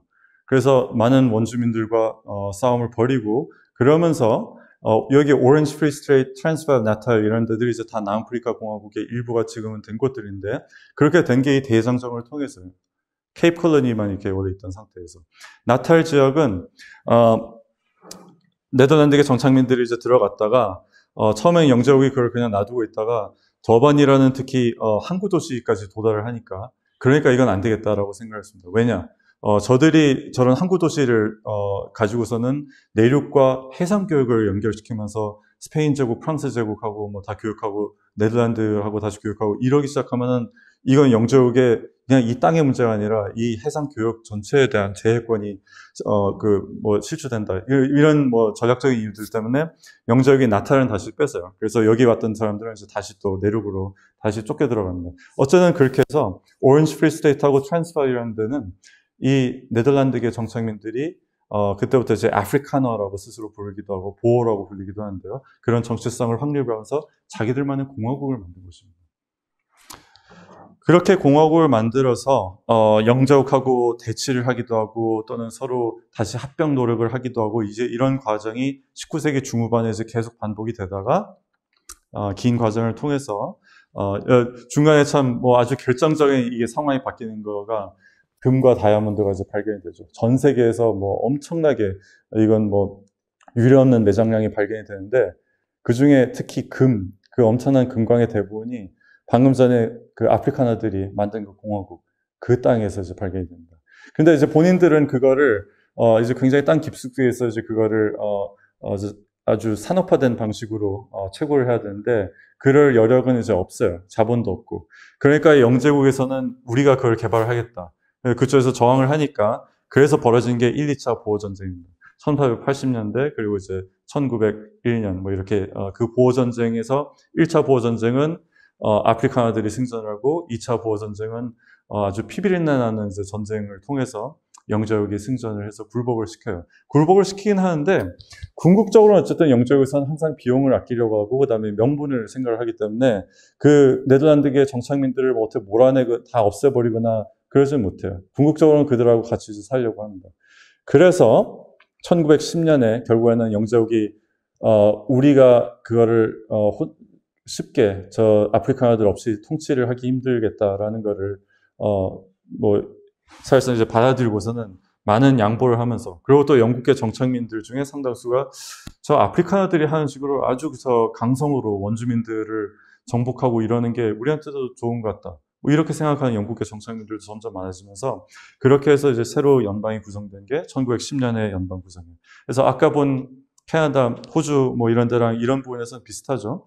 개별적인 주나 공화국 이런 데들이 먼저 밑에서부터 정착민들에 의해서 구성이 되고 그들이 나중에 보다 강한 중앙화된 근대국가를 구성을 하기 위해서 연방을 한 겁니다. 그래서 남아프리카 연방이 일단 탄생을 하고 나중에 아시다시피 이게 점점 독립성이 강해지고 아파르테이드 체제 같은 게 이제 나중에 도입이 되고 영양방으로부터 탈퇴를 하고 그래서 남아프리카 공화국이 되고 하는 그런 역사로 이제 이어진 겁니다. 자, 시간이 많이 남지 않았는데 제가 그러면은 그 개념적인 분석에 관해서는 아주 짤막하게 몇 가지만 말씀드릴게요. 일단은 넘어가기 전에 제가 지금 말씀드린 4가지 사례가 가장 전형적인 정착민 식민주의 사례로 이야기되긴 하는데 뭐 이거는 슬라이드만 띄워놓겠습니다. 이런 정착민 식민주의 연구가 활발해지면서 이런 다른 여러 지역들도 부분적으로나마 정착민 식민주의 요소가 그 역사에 향방을 미쳤다라고 하는 연구들이 많이 진행되고 있고, 특히 이 중에서도 뭐 알제리 같은 경우, 알제리는 남아프리카 공화국하고 상당히 비슷한 측면이 있는데, 여기서도 백인 인구가 상대적으로 적었고, 그리고 제국한테 상당히 의존적이고, 그렇지만 또 정착민들이 들어가서 자기들의 삶의 터전을 가지려 하고, 토지를 대부분 또 가져버리고, 이런 양상들이, 일으킨, 역사적인 향방에 그것도 상당히 중요하다고 이야기할 수 있고, 이스라엘, 팔레스타인, 정착민 식민주의 연구가 굉장히 많이 집중되고 있는 곳 중에 하나, 현재 진행형이라고 인식이 되기 때문에. 물론 이게 다 논란이 되는 부분들이에요. 그런데 바로 그렇기 때문에 굉장히 논쟁적인 요소가 있기 때문에 어떻게 보면은 학계에서 굉장히 뜨겁게 요즘 계속해서 이야기되고 있는 것 같습니다. 전반적인 특질 몇 가지만 말씀드리자면은, 정착민들은 자기들의 정체성, 아프리카너 같은 사람들에 의해서 볼 수 있다시피 독자적인 역사적 기억을 만들어 나가는데 이게 우리가 국가 중심으로만 생각을 하는 걸로는 쉽게 파악이 안 돼요. 궁극적으로는 그게 국가의 정체성으로 연결되는 경우도 있죠.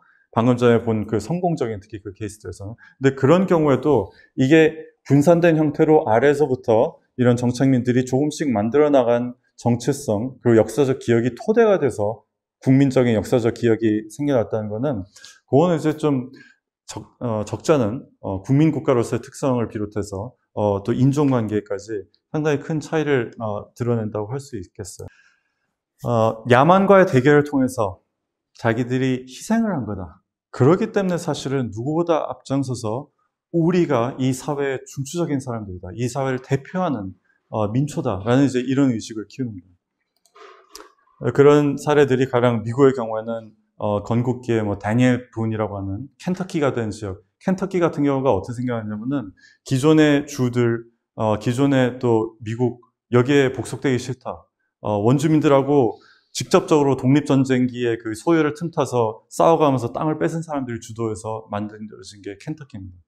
다니엘 분은 이제 그 과정에서 아주 주도적인 역할을 했던, 그래서 영웅으로 이제 오랫동안 기억이 되었죠. 지금도 뭐 그렇게 보는 사람들이 있는 것 같아요. 그래서 다니엘 분에 대해서 계속해서 뭐 이런 이미지들을 양산이 되고 뭐 디즈니에서 이런 영화도 만들었다고요. 제가 뭐 보지는 않았는데, 근데 Warriors Path, 뭐 Promised Land 이런 것들이 이제 정착민들이 생각하는 우리가 어떤 식으로 미국의 역사를 만든 사람들이다, 밑에서부터 일군 사람들이다라는 그런 자의식을 잘 보여주는 것 같죠. 호주도 비슷한 게 있어요. 뭐 네드 켈리라는 이 사람은 일종의 그 도적대의 우두머리로서 악명이 높았던 사람인데, 뭐 이런 그 가면 같은 걸 쓰고 이제 이랬다고 알려져 있는데, 이게 이제 호주에서는 굉장히 특히 서민적인 어떤 그 영웅으로서 오랫동안 이제 자주 회자되던 사람이고, 또 심지어 그 유명한 역사학자 에릭 홉스봄이 내놓은 저작에서 그 의적이라고 할 수 있는 소셜 밴디트, 민중적인 어떤 그런, 그러니까 불법적인 일을 저지르는 도적죄지만 사실은 이제 민중의 어떤 사회적인 의식과 불만을 깊이 반영하는 사람, 그런 존재로서 예로서 네드 켈리를 언급을 하기도 했습니다. 실제로 그런 면이 있어요. 이 사람들은 이제 도적대로서 호주의 보다 엘리트층 이런 사람들한테 반기를 드는 거기도 한데, 근데 반기를 드는 이유 중에 하나는 또 자기들이 주변부에서 직접 원주민들과 싸우면서 그 개간을 하고 권리를 확장을 하려고 하는데 그걸 못하게 한다. 이런 폭넓은 불만을 반영을 해서 거기에 적극적으로 무력으로 저항을 하니까 의적으로 이제 간주가 되면서 호주에서 이렇게 오랫동안 이야기가 된 사람들이고, 남아프리카의 예를 다시 이제 그림으로 보자면은, 이건 이제 20세기에 아프리카나의 후손들이 남아프리카라는 연방에 자기들이 주도층으로 확보가 되고 나서 역사적 기억을 만들어내기 위해서 굉장히 노력을 해요. 그래서 가령 이런 유화는 처음에 1652년에 그 케이프 콜로니가 될 그곳에 이제 동인도 네덜란드령 동인도 회사 사람들이 어떻게 정착을 했냐. 이 그림에 의하면은 코이코이 뭐 이제 이런 그런 지역의 아프리카 사람들하고 뭐 아주 우호적인 평화적인 관계를 통해서 상호 이해 속에서 이제 공존을 하기 위해서 갔다라는 말도 안 되는 이제 거짓말이죠. 그런 이미지를 일단 내보내고 나서는 그 다음에 자기들이 영제국의 압제 때문에, 근데 꼭 영국 대 네덜란드 문제가 아니라 어떤 제국의 압제, 위로부터 이제 그런 압제 때문에 대장정을 해야 됐던 거.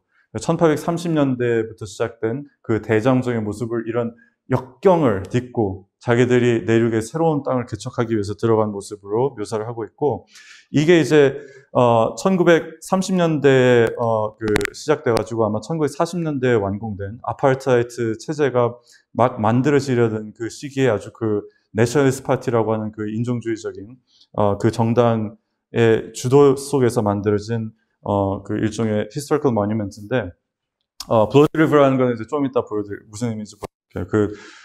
대장정을 하러 들어간 그 사람들이 아프리카들이 원주민들과 벌였던 중요한 큰 격전 중에 하나였습니다. 그 격전지에 여기를 만든 거예요. 그래서 당시에 그 정착민들이 썼던 마차를 가령 이렇게 복원을 하기도 해서 놓기도 하고, 그 다음에 마차의 형태로 해가지고 또 이렇게 박물관, 그 안에 보면 이제 이런 식의 그림들을 해놨는데, 암벽화처럼 이 모습을 이제 대장정을 하러 들어간 우리의 선조들이 이렇게 이제 생산적인 일을, 생산성을 내륙에 뻗치기 위해서 이렇게 들어갔다라는 것을 강조를 하는 모습이고, 그 다음에 이 모습은 대장정을 통해서 오렌지 프리스테이 이런 곳을 이제 수립을 한 그 사람들이 어떤 식으로 그 새로운 사회를 건설했냐. 보면 이제 굉장히 이상적인, 자기들이 유럽에 어떻게 보면은 지나친 문명화 뭐 이런 담론들이 당시에 많았어요. 유럽이 이제 너무 지나친 문명화에 찌들어서, 타산에 찌들어서 정치적 부패도 많고 사회적 타락도 많고 이제 이런 거에서 벗어나서 우리는 훨씬 더 도덕적이고 올바른 생산적인 새로운 사회를 건설한다. 타이밍이 절묘한데요. 그런 모습을 이제 보여주는 거예요.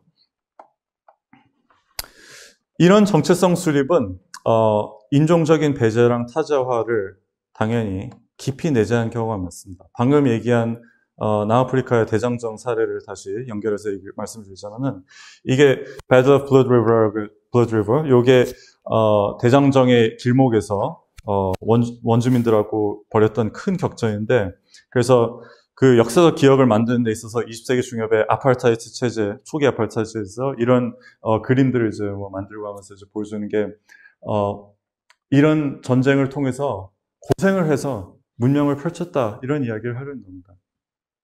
이게 실제로 그 마차를 이런 식으로 이제 쭉 약간 진지처럼 구성을 해서 아프리카인들과 이제 싸우는 아프리카인들이 이제 그런 전략을 펼쳤어요. 이런 이제 굉장히 승전을 기념하는 이런 모습들. 원주민들을 굴복시키면서 그 위에 이제 강인한 이런 남성성을 가진 정착민들이 새로운 사회 건설을 주도해서 남아프리카가 만들어졌다.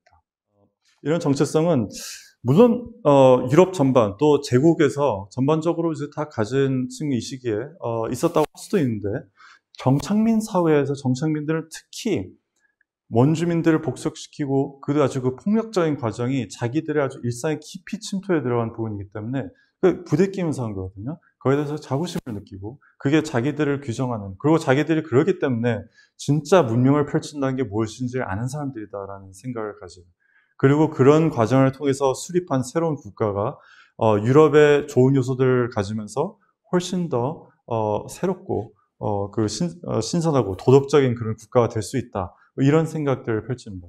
그리고 많은 정착민 사회들이 원주민들을 몰아내고 새로운 산업을 펼치면서 자영농으로서 하기도 하지만 또 뭐 상품 작물 같은 걸 재배한다든지 이런 걸 위해서 많은 노동력을 필요로 할 때도 있어요. 그래서 그 노동력을 외부에서 공수를 해오면서 뭐 아프리카 노예나 뭐 나중에는 인도, 중국계 계양 노동자 이런 사람들 많이 들여오는데, 그런 사람들이 정착한 거에 대해서 늘 엄청나게 불안해하고 굉장히 거기에 대해서 배척을 하려고 드는 게 정착민 사회들에서 공통적으로 나타나는 양상 중에 하나입니다. 다른 사회들도 그런데 어떻게 보면 자기들이 그런 식의 정착의 과정을 통해서 이 사회를 수립을 했고 또 그런 정착 과정을 자기들의 권리의 근거로 인식을 하기 때문에 저 다른 인종들이 비슷한 식으로 권리를 가지는 거에 대해서, 그래서 우리 사회의 일원이 되는 거에 대해서 특히 더 경계를 하는 태도가 있지 않았나라고 생각을 합니다.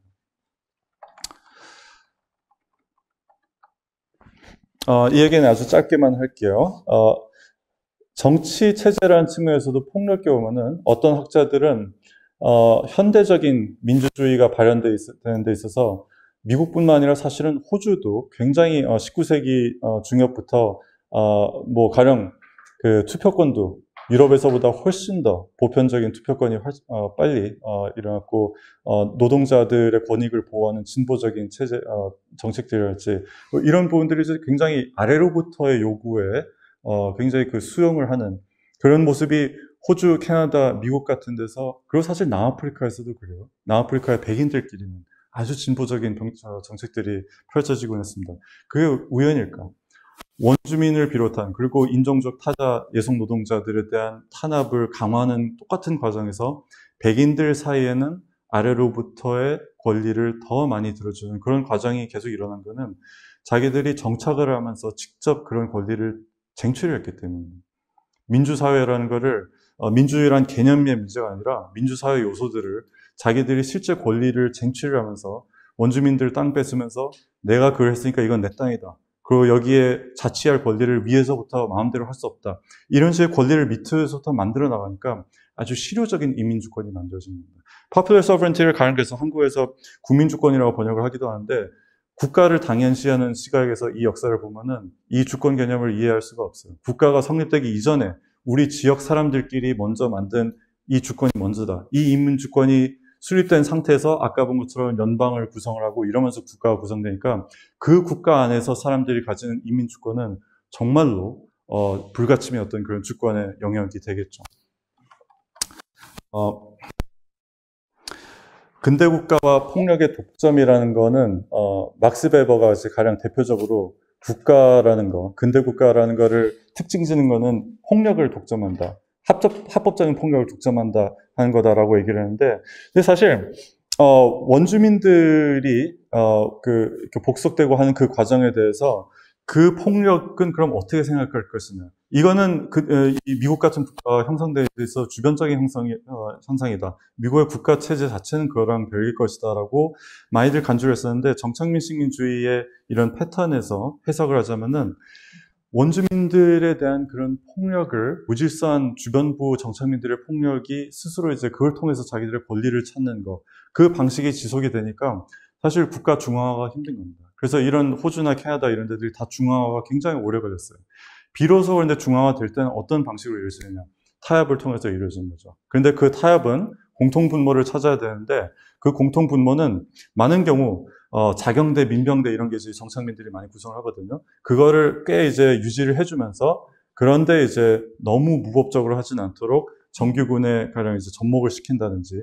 그런데 그러면서 공통분모로서 이제 그들이 하려고 하는 거는 원주민을 상대로 한 더 강력한 폭력적인 정책을 국가가 해주겠다.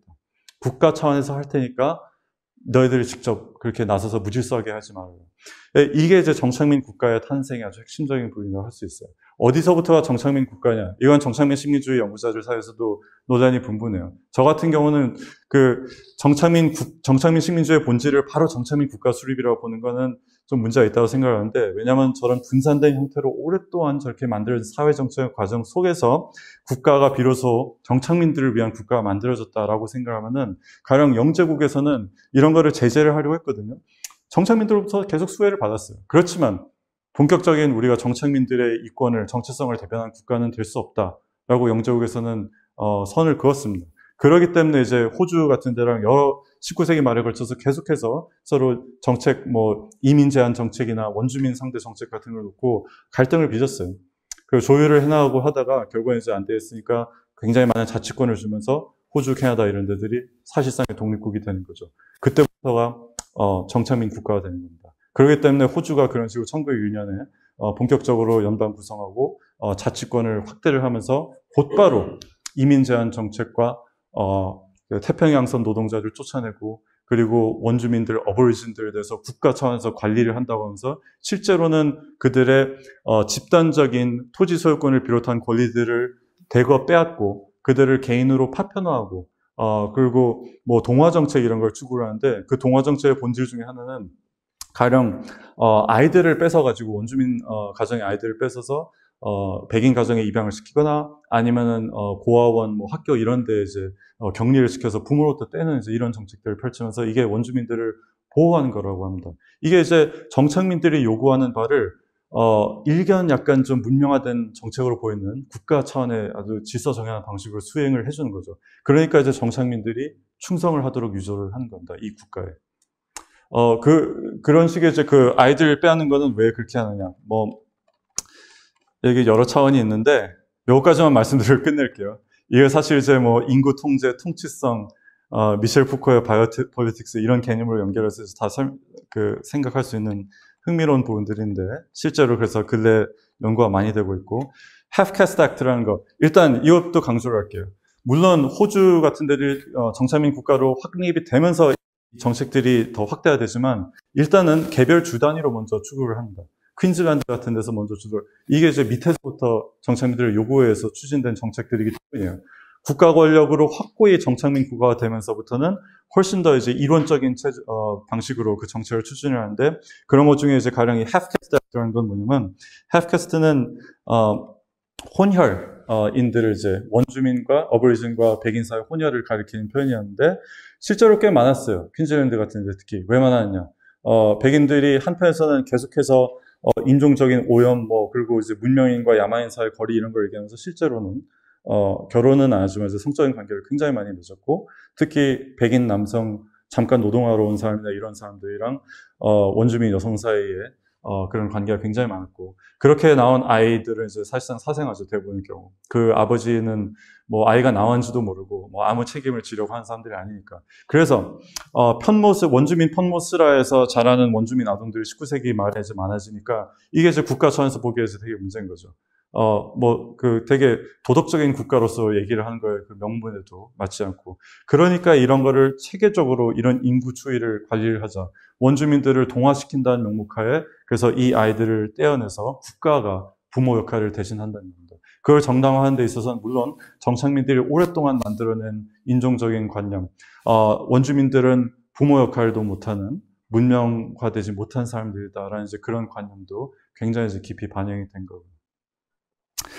자, 이게, 제가 시간을 너무 많이 써서 정리가 안 되는데, 마지막에 이제 정리 발언으로 이런 식으로 말씀을 드리자면은, 그래서 이 어버리진도 그렇고, 북미의 원주민들, First Nation 이런 사람들이 이제 다 역사가 없는 사람들로 오랫동안 치부가 되어 왔는데, 그거에 대한 반성은 사실 이미 학계에서 많이 있었지만, 특히 정착민 식민주에서 아주 잘 보여주는 거는, 그런 사람들이 역사가 없는 사람들로 서양의 역사 서술에서 취급된 거는 그들의 역사를 적극적으로 삭제하려고 해온 정착민들의 노력, 그리고 정착민들이 국가를 수립하면서 자기들의 역사적 기억을 만들어나간 과정 때문이라는 걸 보여줄 수 있고, 그 다음에 우리가 역사학자들이 특히 그래요. 우리가 이제 가령 저도 원래 농민 반란 이런 거에 관심을 가지고 처음에 연구를 하고 있었는데 백인 농민들의 반란, 또 백인 농민들이 독립에 기여하고 이런 거랑 식민주의는 별개의 것처럼 저도 처음엔 생각을 했는데 갈수록 보니까 그렇지가 않아요. 그 사람들이 물론 다 식민주의자들은 아니지만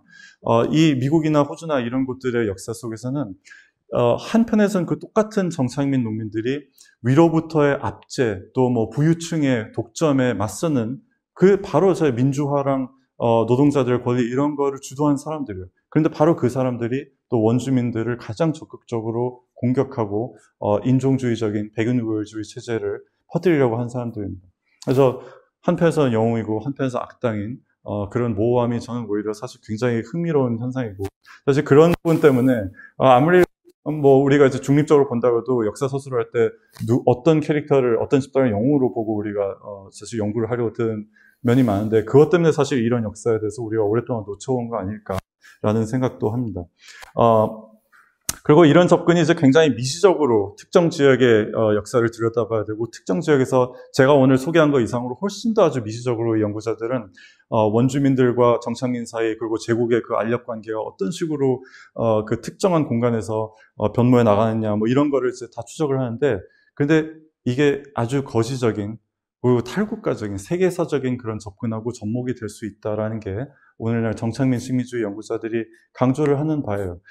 탈국가적이라는 게 국가 간의 관계를 교류를 강조를 한다든지 이런 거가 탈국가적인 접근일 수도 있지만 국가라는 존재를 당연시하지 않는 것.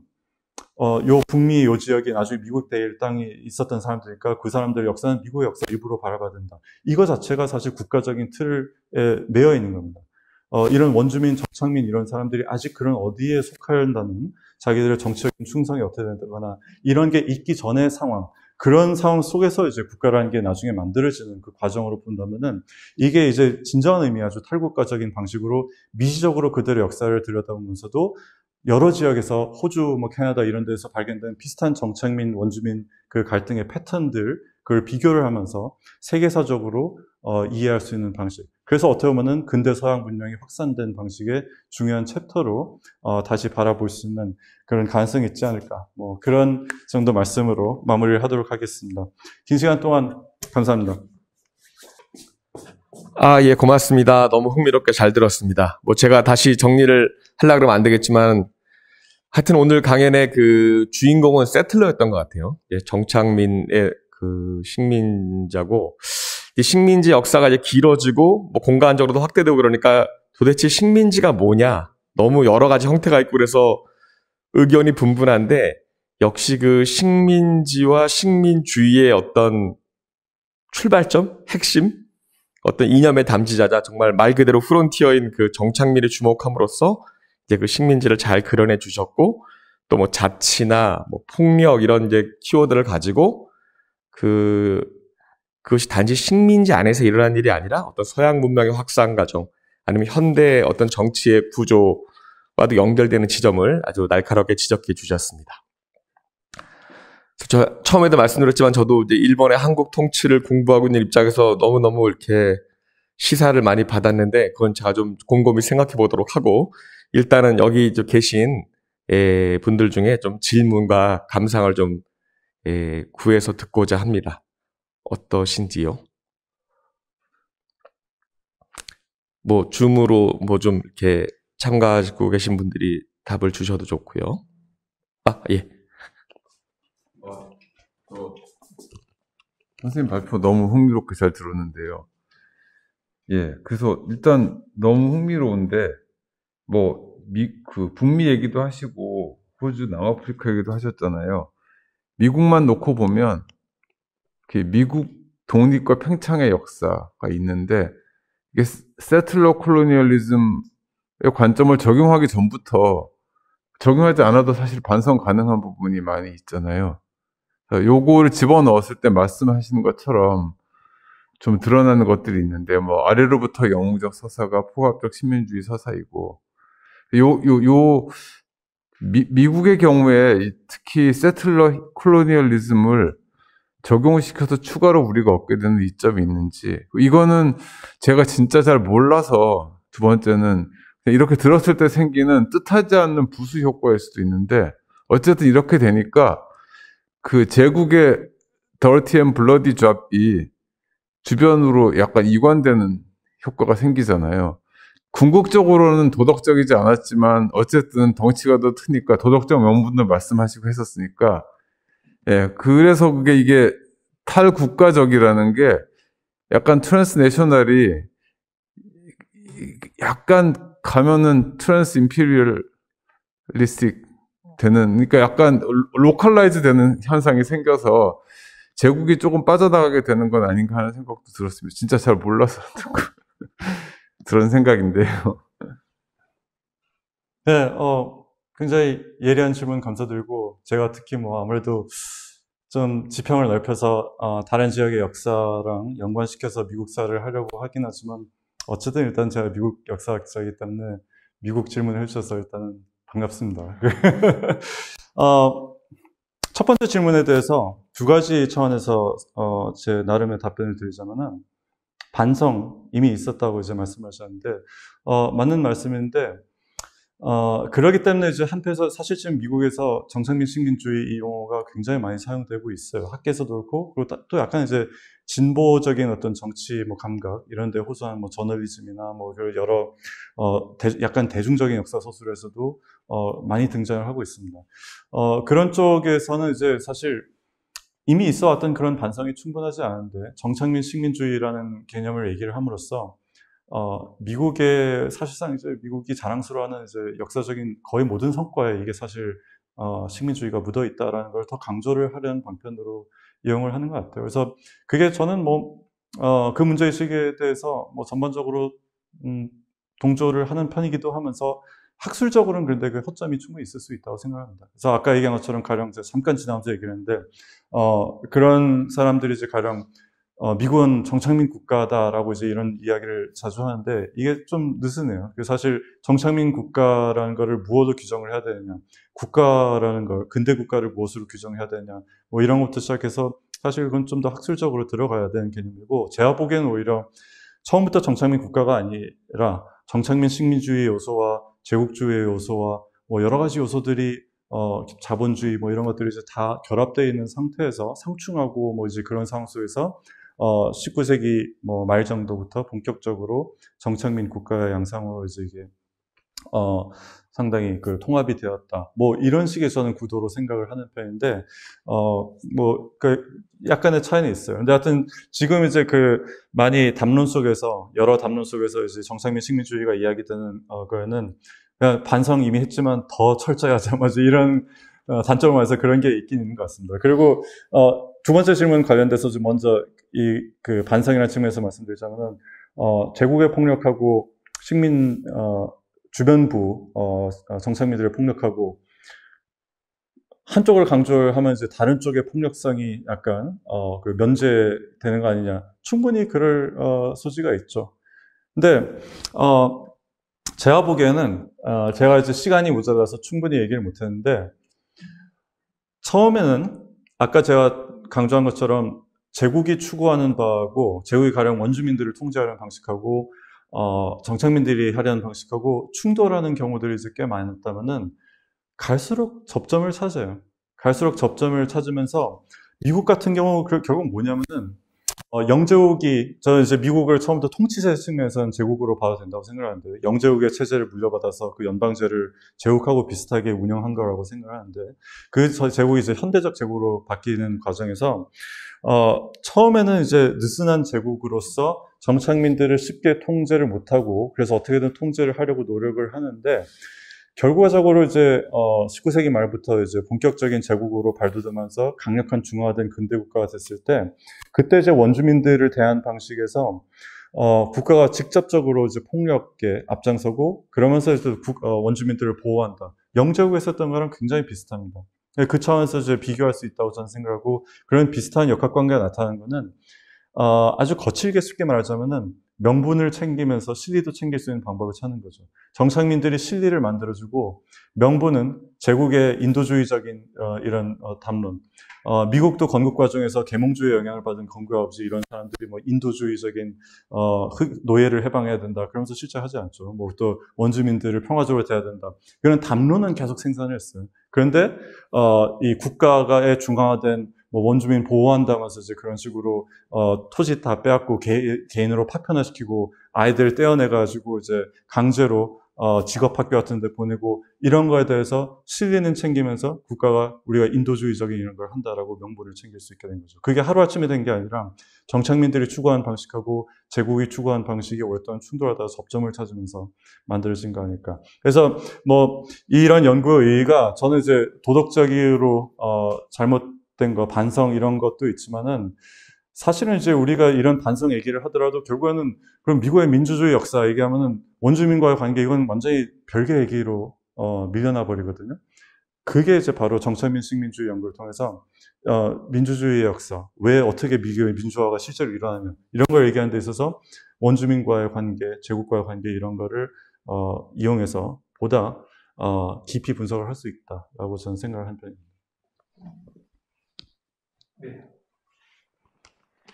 네, 선생님 오늘 강연 정말 흥미롭게 잘 들었습니다.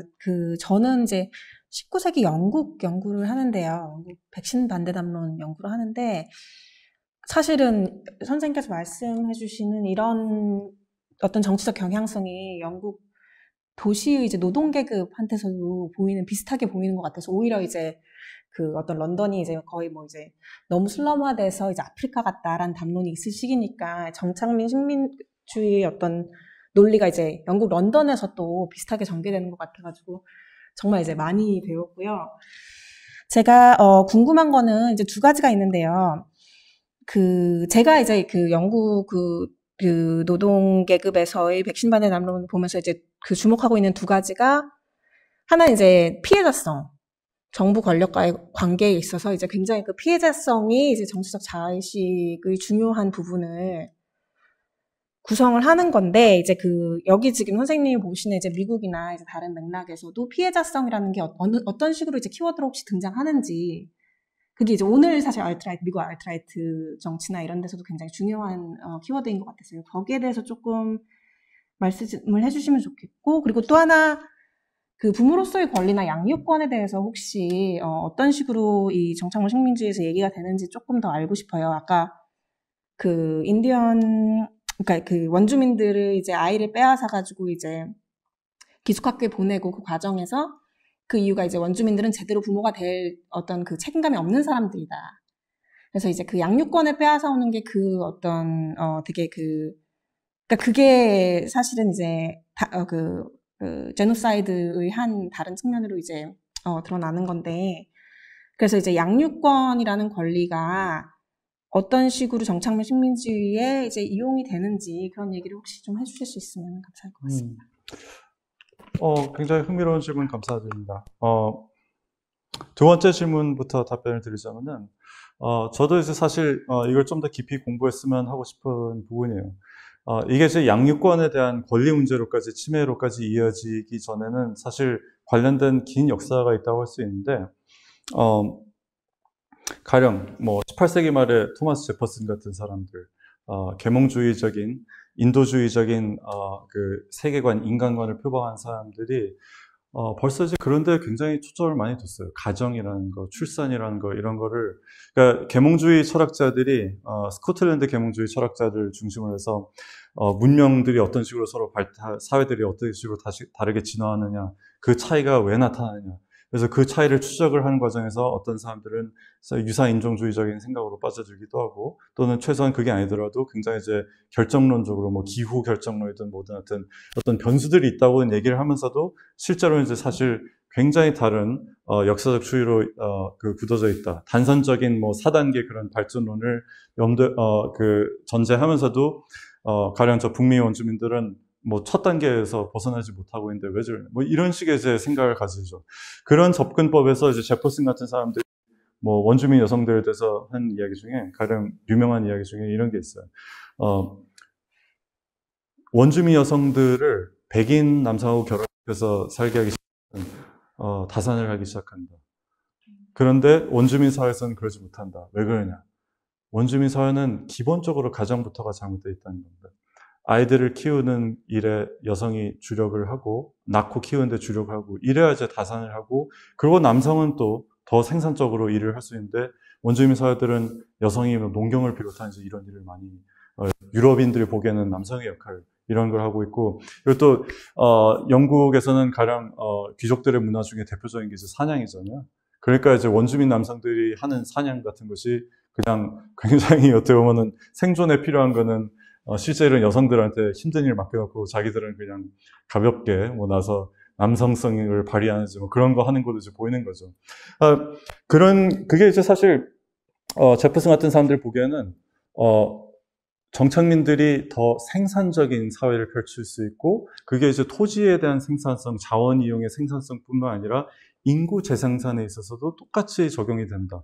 다산하는 그런 사회를 만들 수 있다. 그러니까 이런 아주 굉장히 오랜 뿌리 깊은 관념들이 계속해서 축적이 된 것 같아요. 그게 이제 계몽주의 철학 같은 데 이미 있었고 근데 그게 또 정착민들이 실제 원주민들을 부딪히고 하면서 그러면서 이제 그런 정화를 수사로 동원하기도 하고 물론 이제 처음에 초기에 이제 거친 정착민들 중에 그런 계몽주의 수사 이런 거 전혀 신경 안 쓰고 이제 그냥 저들은 야만적인 사람 이런 사람들도 많지만 이게 갈수록 이제 국가체제로 흡수가 되면서 정당화를 하기 위해서는 19세기 말로 가면서는 이제 그런 식으로 해서 원주민 여성들로부터 아이를 떼어낸다든지 그거를 이제 국가가 보호한다고 하는 그런 방향으로 나아간 것 같습니다. 근데 그게 진짜 그래서 재생산 인구 증가 추이 이런 거에 대해서 정착민 사회들이 특히 굉장히 예민하게 반응하거든요. 자기들이 출산을 잘하고 인구 증가를 잘한다는 거를 굉장히 중요한 어떤 자산으로 생각을 해요. 근데 그러기 때문에 이제 가령 19세기 말에 정착민 국가들의 호주, 캐나다 이런 데 전부 다 중국인 노동자들이 많이 들어온 것에 대해서 황화론이라고 굉장히 특히 염려를 하는 모습도 거기에서도 이제 중국인들은 불필요하게 아이를 너무 많이 낳고 관리는 안 하고 이런 식의 그래서 새로운 종류의 위협이다. 북미 원주민들은 어쨌든 출산율이 낮아서 이제 도태되어 가는 사람들인데 이 사람들은 야만적이면서 그리고 또 인종적인 순수성을 오염시키는 사람들이면서 또 노동자 관련돼서 이제 백인 노동자들이 특히 이거를 또 피해자 의식 거기서도 굉장히 강하게 드러나죠. 자본가하고 국가 권력이 결탁을 해서 자꾸 값싼 노동력을 들어오는데 백인 노동자들이 그래서 피해를 당한다. 이게 가정에 관한 정책하고 이제 다 연결되는 것도 상상이 되고 나중에 이제 미국에서는 서부에서 그래서 이제 중국인 배척, 일본인 배척 이런 것들이 이제 다 그렇게 해서 나오는 거지만 또 1970년대 이런 때는 대도시의 문제, 대도시의 슬럼들이 형성되는 이 문제에 대해서 영국하고 이제 비슷한 상황인데 그 미국에서는 인종적인 타자 누구의 탓으로 돌릴 수 있는 게 이제 굉장히 또 많죠. 그런 담론도 오랫동안 재생산돼 왔고 타겟으로 삼을 만한 집단도 많고, 그래서 가령 대도시의 가난한 그 이너시티 소위 그런 데 사는 흑인들, 그리고 뭐 푸에르토리코계 뭐 이런 이제 이민자들, 그런 사람들에 대해서 저들은 문제가 있다.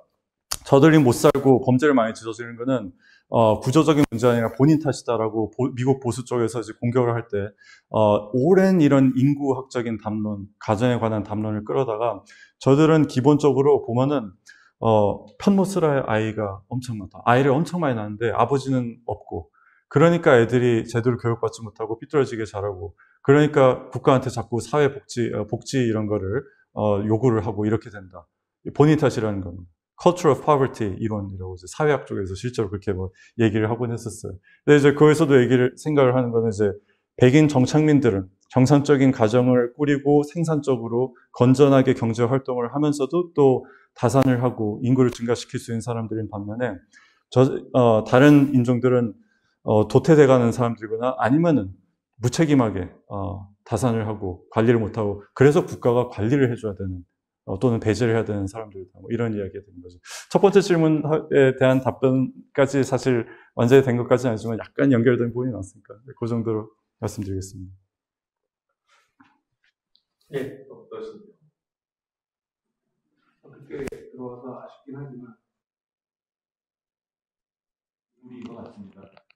처음부터 들었다면 뭐 훨씬 더 좋았으리라고 생각했는데, 근데 뭐 제가 잘 모르는 것도 있고, 근데 이제 저도 이제 이탈리아사를 이제 전공하는 입장에서 잠깐 본 적이 있는데, 그러니까 이를테면 그 이탈리아 같은 경우에는 이제 이탈리아인들을 이제 19세기 후반부터 좀 이탈리아 정부가 적극적으로 의식적으로 이제 그 식민화 정책을 이제 펼치거든요. 근데 이제 미국 같은 경우로 이제 많이 또 가는데, 아메리카로 많이 가는데, 이탈리아 정부는 별로 이 아메리카 그 이주 이민 또는 정착에 대해서 별로 좋아하지 않거든요. 왜냐하면 거기서는 확실한 어떤 문명적, 인종적 우월성을 누릴 수가 없기 때문에 꺼려하거든요. 그래서 오히려 이탈리아 입장에서 더 선호했던 곳은 아프리카예요.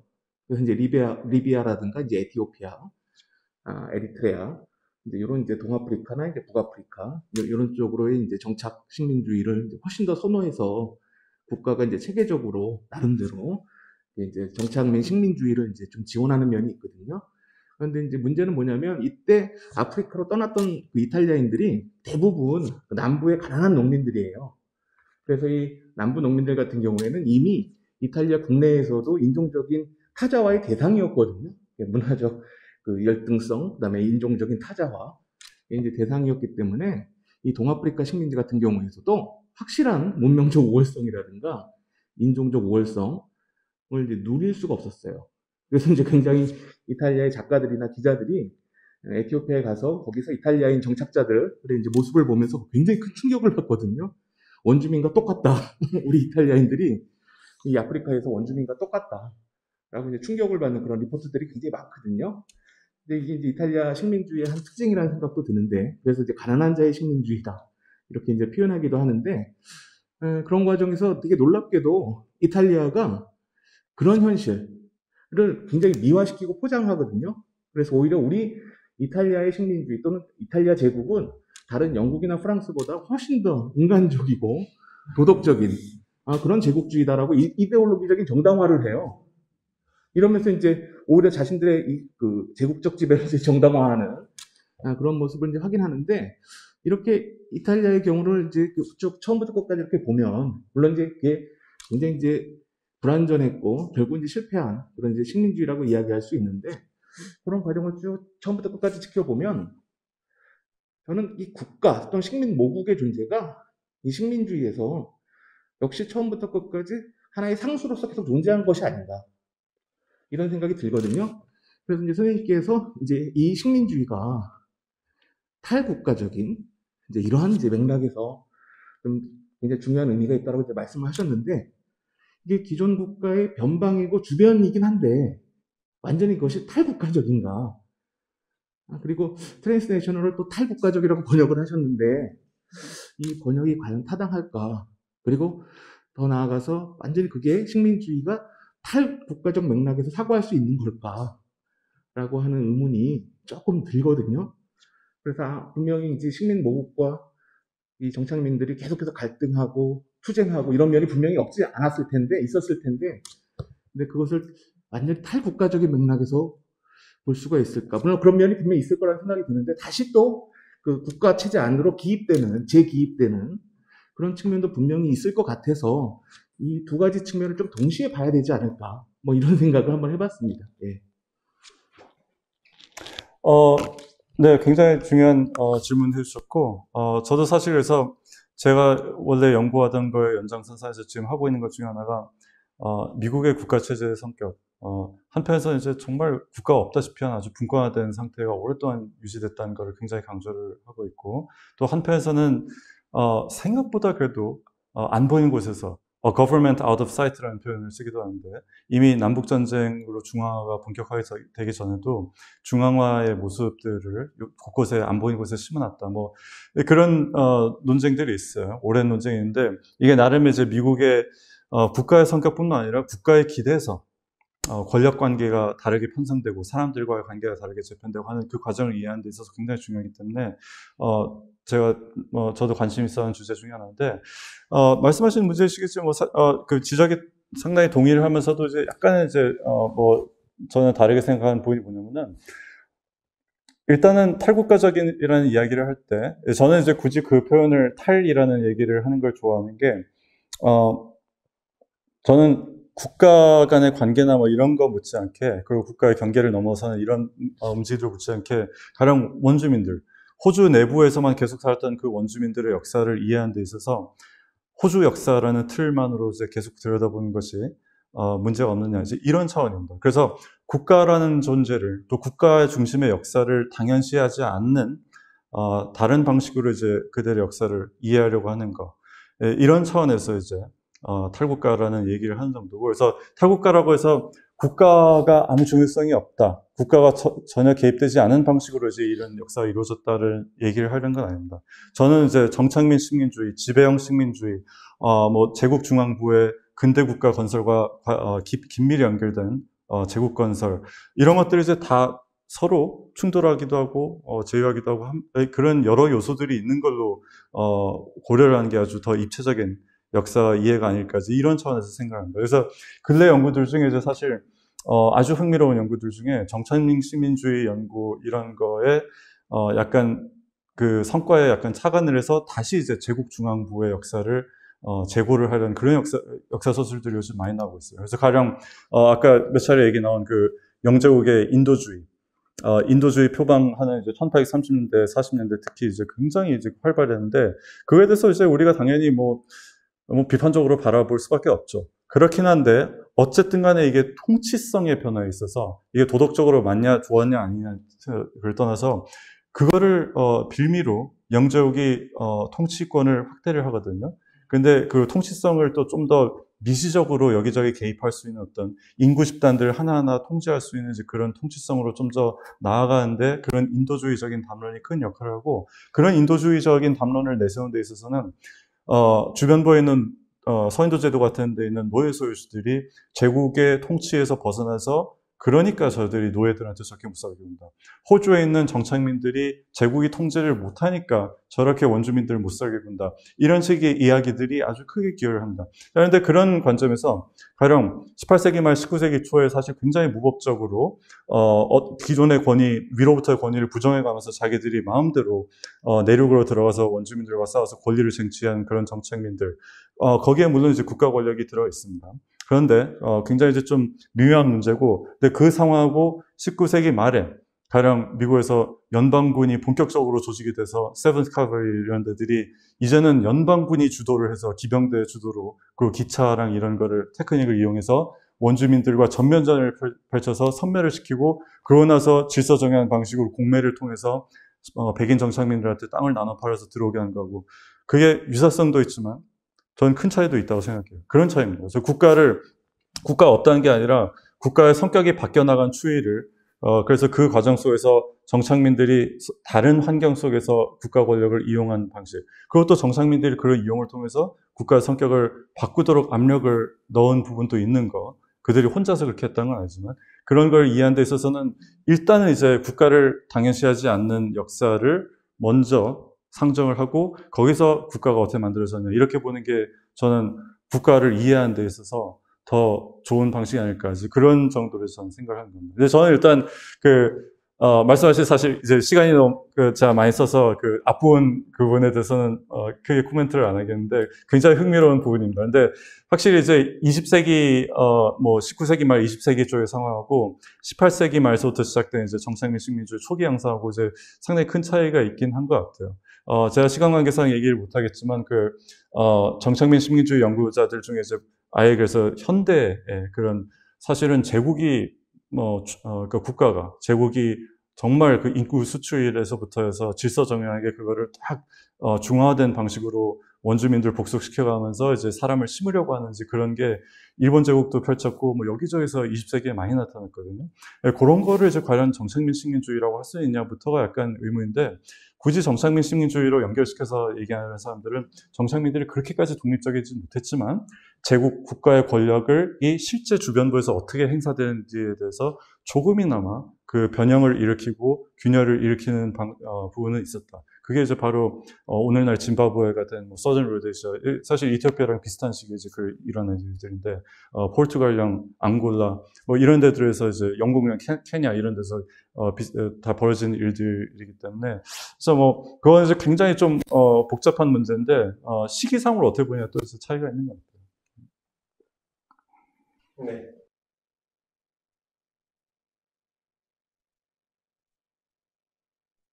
줌으로 참가하고 계신 선생님들 중에 질문이 있으시면 받고 뭐 없으면 예. 그러면은 오늘 굉장히 흥미로운 발표 들려주셔서 고맙고 또 좋은 질문과 토론 감사드립니다. 그럼 오늘 강연은 이 정도로 마치도록 하겠습니다. 예, 고맙습니다. 감사합니다.